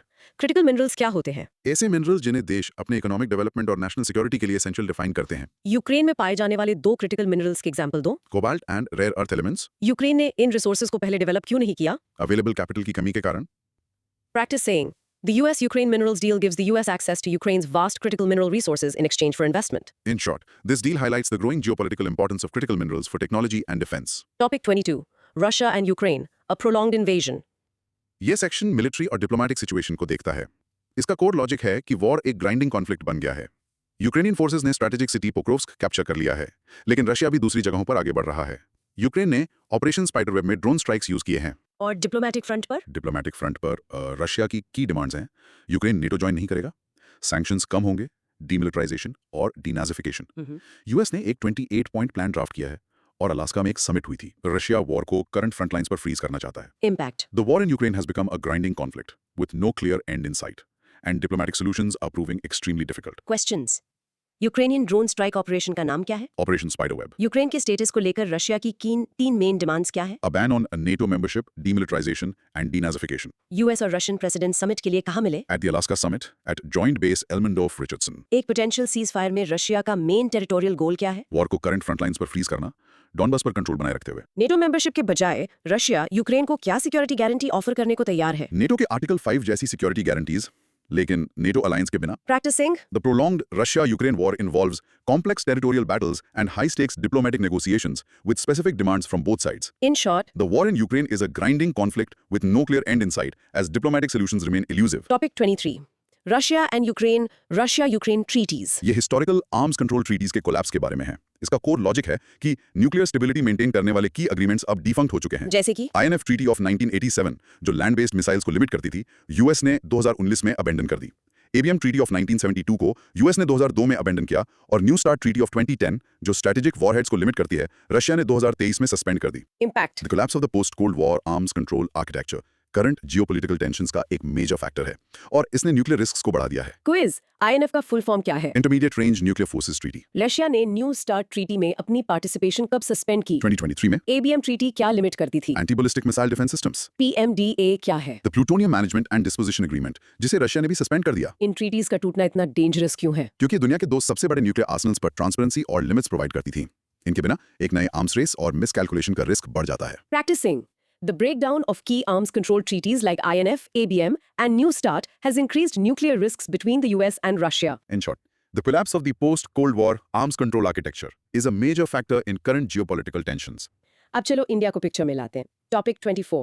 India Russia BRICS Grain Exchange Plan. The core logic here is कि इंडिया यूएस के साथ ट्रेड फ्रिक्शंस फेस करते हुए ब्रिक्स कंट्रीज के बीच agriculture trade को boost करने के लिए मेजर्स प्रपोज कर रहा है. आरबीआई ने एक ब्रिक्स ग्रेन एक्सचेंज के लिए प्लान अनवेल किया है. Impact. इंडिया ब्रिक्स जैसे प्लेटफॉर्म्स को यूज करके ग्लोबल जियोपॉलिटिकल शिफ्ट्स के रिस्पांस में अल्टरनेटिव इकोनॉमिक स्ट्रक्चर्स क्रिएट कर रहा है. Questions. इंडिया ये क्यों प्रपोज कर रहा है? वेस्ट के साथ ट्रेड फ्रिक्शंस को काउंटर करने और ब्रिक्स के अंदर एक ज्यादा रोबस्ट ट्रेड सिस्टम क्रिएट करने के लिए. ब्रिक्स क्या है? एक इकोनॉमिक ब्लॉक जिसमें Brazil, Russia, India, China, south Africa और अब नए मेंबर्स शामिल हैं. इस एक्सचेंज का फोकस किस स्पेसिफिक कमोडिटी पर है? ग्रेन और दूसरे एग्रीकल्चरल प्रोडक्ट्स. कौन सी इंडियन इंस्टीट्यूशन इस प्लान में इन्वॉल्व है? The reserve bank of India. RBI. ये मूव ग्लोबल इकोनॉमी के लिए क्या सिग्निफाई करता है? ये डी-डॉलराइजेशन और नॉन वेस्टर्न इकोनॉमिक इंस्टीट्यूशंस के क्रिएशन के ब्रॉडर ट्रेंड का हिस्सा है. Practicing, India is proposing a BRICS green exchange to boost agricultural trade and counter trade frictions with the West. In short, India is using platforms like BRICS to create alternative economic structures. Topic 25. India Russia deepen financial and banking links. The core logic is to deepen financial links और रुपी को internationalise करने की तरफ बढ़ना। RBI ने कई steps लिए हैं। बैंक्स को कॉर्पोरेट टेकओवर्स फाइनेंस करने की परमिशन देना, नेपाल, भूटान और श्रीलंका के रेजिडेंट्स को रुपी डिनोमिनेटेड लोन्स एक्सटेंड करना और स्पेशल रुपी वोस्ट्रू अकाउंट्स SRVAs इंट्रोड्यूस करना ताकि रुपीज में ट्रेड सेटलमेंट को बूस्ट किया जा सके। इम्पैक्ट। इंडिया एक्टिवली रुपी के ग्लोबल रोल को बढ़ाने के लिए काम कर रहा है, यूएस डॉलर पर अपनी डिपेंडेंस को कम करते हुए। Let's quiz. SRVA का फुल फॉर्म क्या है? स्पेशल रुपी वोस्ट्रू अकाउंट्स। रुपी को इंटरनेशनलाइज करने का गोल क्या है? इसे इंटरनेशनल ट्रेड सेटलमेंट और इन्वेस्टमेंट के लिए एक प्रेफर्ड करेंसी बनाना, डॉलर पर निर्भरता कम करना। किन देशों को अब इंडियन बैंक्स रुपी डिनोमिनेटेड लोन्स दे सकते हैं? Nepal, Bhutan and Sri Lanka. US dollar के अलावा कौन सी दूसरी करेंसीज अब बेंचमार्क्स के रूप में शामिल हैं? The euro, pound and yen. SRVAs कैसे हेल्प करते हैं? ये फॉरेन एंटिटीज को इंडियन बैंक्स में रुपीज होल्ड करने की अनुमति देते हैं, जिससे सीधे रुपीज में ट्रेड सेटल करना बहुत आसान हो जाता है। Practice saying, India is taking steps like introducing SRVAs and expanding currency benchmarks to internationalize the rupee. In short, India is actively working to increase the global role of the rupee. Topic 26. India-Russia. India Russia forums ये strong regional और business ties को highlight करता है। इसका core logic है कि relationship सिर्फ national level पर नहीं है। फॉर एग्जांपल, काजान ने पहला Tatarstan India initiative mutual efficiency time forum host किया। आगरा स्पैस्की के साथ सिस्टर सिटी है। Okay. और इंडियन बिजनेस अलायंस IBA 1994 से रशिया में इंडियन कंपनीज को प्रमोट कर रहा है। Impact. इंडिया रशिया रिलेशनशिप को स्ट्रॉन्ग रीजनल और business to business connections drive कर रहे हैं, सिर्फ टॉप लेवल डिप्लोमेसी नहीं। Questions. Time Forum का फुल फॉर्म क्या है? Tatarstan India initiative mutual efficiency forum यह कहाँ होस्ट हुआ था? In Kazan, Tatarstan. Indian business alliance IBA क्या है? 1994 में बनी एक ऑर्गेनाइजेशन जो एक्सक्लूसिवली रशिया में इंडियन कंपनीज को प्रमोट करने के लिए डिवोटेड है। कौन सी इंडियन सिटी स्पास्की के साथ सिस्टर सिटी है? आगरा। किस तरह की सॉफ्ट डिप्लोमेसी का जिक्र किया गया? टीम रशिया और टीम इंडिया के बीच एक T20 क्रिकेट मैच जिसे कजान में स्टूडेंट्स ने खेला। Practice saying, forums like Time and organizations like the IBA are strengthening business and cultural ties between India and regions in Russia. In short, the India-Russia relationship is being driven by strong regional and business connections. अब एक बहुत बड़े topic पर। Topic 27. India Russian oil. The core logic is कि dependence कम करने के plans के बावजूद रशिया इंडिया का सबसे बड़ा क्रूड ऑयल सोर्स है, जो 2025 में इंडिया के इंपोर्ट्स का 35% से ज्यादा अकाउंट करता है। 35%? हाँ, और इस ऑयल का majority private sector refiners RIL और नयारा एनर्जी को जा रहा है। इंडिया ने इस कॉम्प्लेक्स सिचुएशन को नेविगेट किया है, ये आर्ग्यू करते हुए कि सेकेंडरी सैंक्शंस इंटरनेशनल लॉ के तहत कोर्सिव मेजर्स हैं। इम्पैक्ट। इंडिया का रशियन ऑयल खरीदना उसकी स्ट्रेटेजिक ऑटोनॉमी पॉलिसी का एक प्राइम एग्जांपल है, जो अपनी एनर्जी नीड्स को अपने डिप्लोमेटिक रिलेशनशिप्स के साथ बैलेंस करती है। Quiz time. 2025 में इंडिया के ऑयल इंपोर्ट्स का कितना परसेंटेज रशिया से आया? ओवर 35%। कौन से दो प्राइवेट सेक्टर रिफाइनर्स इस ऑयल के मेजर इंपोर्टर्स हैं? Reliance industries limited RIL and Nayara energy. Secondary sanctions पर इंडिया का स्टैंस क्या है? कि ये इंटरनेशनल लॉ के तहत कोवर्सिव मेजर्स हैं। ग्लोबली रशियन ऑयल का सबसे बड़ा खरीदार कौन है? चाइना? सोर्स के अनुसार क्या रशियन ऑयल का इशू यूएस प्रेसिडेंट के साथ टॉक्स में उठा? नहीं उठा। Practice saying, despite plans to reduce dependence, Russia remains India's largest supplier of crude oil, navigating a complex web of international sanctions. In short, India's purchase of Russian oil is a prime example of its strategic autonomy policy. Topic 28. India-Russia Putin's visit to India. इस visit का core logic था trade को boost करना और sensitive defence deals को navigate करना। दोनों sides ने 2030 तक $100 बिलियन बायलैटरल ट्रेड अचीव करने के गोल को रीअफर्म किया। $100 billion. Trade already average $10 billion से $65.7 बिलियन हो गया है 2024-25 में, लार्ज पार्ट ऑयल परचेसेस के कारण। डिफेंस पर विजिट को S-400 डील पर यूएसआ कैट्सा सैंक्शंस के खतरों के बीच देखा जा रहा था, लेकिन इंडिया ने रशिया के Su-57 जेट्स और ड्रोन्स में ज्यादा इंटरेस्ट नहीं दिखाया। इम्पैक्ट। ये summit India Russia strategic partnership की रेजिलियंस को अंडरस्कोर करता है, even as the global geopolitical landscape shifts. Questions. 2030 के लिए सेट किया गया बायलैटरल ट्रेड गोल क्या है? 100 मिलियन। ईस्टर्न मैरिटाइम कॉरिडोर क्या है? चेन्नई से व्लादिवोस्टॉक तक एक सी रूट ट्रेड एक्सपैंड करने के लिए। CATSA क्या है? The countering America's adversaries through sanctions act, एक यूएस लॉ जो रशिया के डिफेंस सेक्टर के साथ ट्रेड करने वाले देशों पर सैंक्शंस लगा सकता है। किस रशियन फाइटर जेट को इंडिया ने टिपिड रिस्पांस दिया? The Su-57। बायलैटरल ट्रेड को $10 बिलियन से $65 बिलियन तक किस चीज ने पुश किया? प्राइमरीली यूक्रेन कॉन्फ्लिक्ट के बाद इंडिया का रशियन ऑयल परचेजेस में massive increase. Practicing. Putin's visit to India aimed to boost trade to $100 billion and navigate sensitive defense sanctions pressure. In short, the India-Russia summit underscores the resilience of their strategic partnership amidst global shifts. Finally, हम अपने आखिरी section पर पहुंचते हैं, part 6, India's relations with Europe. Topic 29. Europe, Cyprus and Croatia. The core logic है India का smaller but important European countries के साथ strategic engagement. PM की निकोशिया साइप्रस की विजिट को तुर्की के लिए एक पॉलिटिकल सिग्नल के रूप में देखा जा रहा है। अच्छा, साइप्रस इंडिया की पेलेस्टाइन की पोजीशंस को भी सपोर्ट करता है और आईएमएक में एक पोटेंशियल इन्वेस्टर है।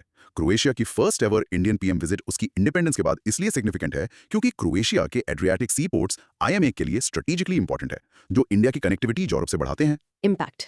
इंडिया स्मॉलर यूरोपियन कंट्रीज के साथ स्ट्रेटेजिकली एंगेज कर रहा है ताकि अपनी पार्टनरशिप्स को डाइवर्सिफाई कर सके और अपने इकोनॉमिक कॉरिडोर प्रोजेक्ट्स को आगे बढ़ा सके। आज के लिए फाइनल क्विज, साइप्रस विजिट को तुर्की के लिए एक सिग्नल क्यों देखा गया?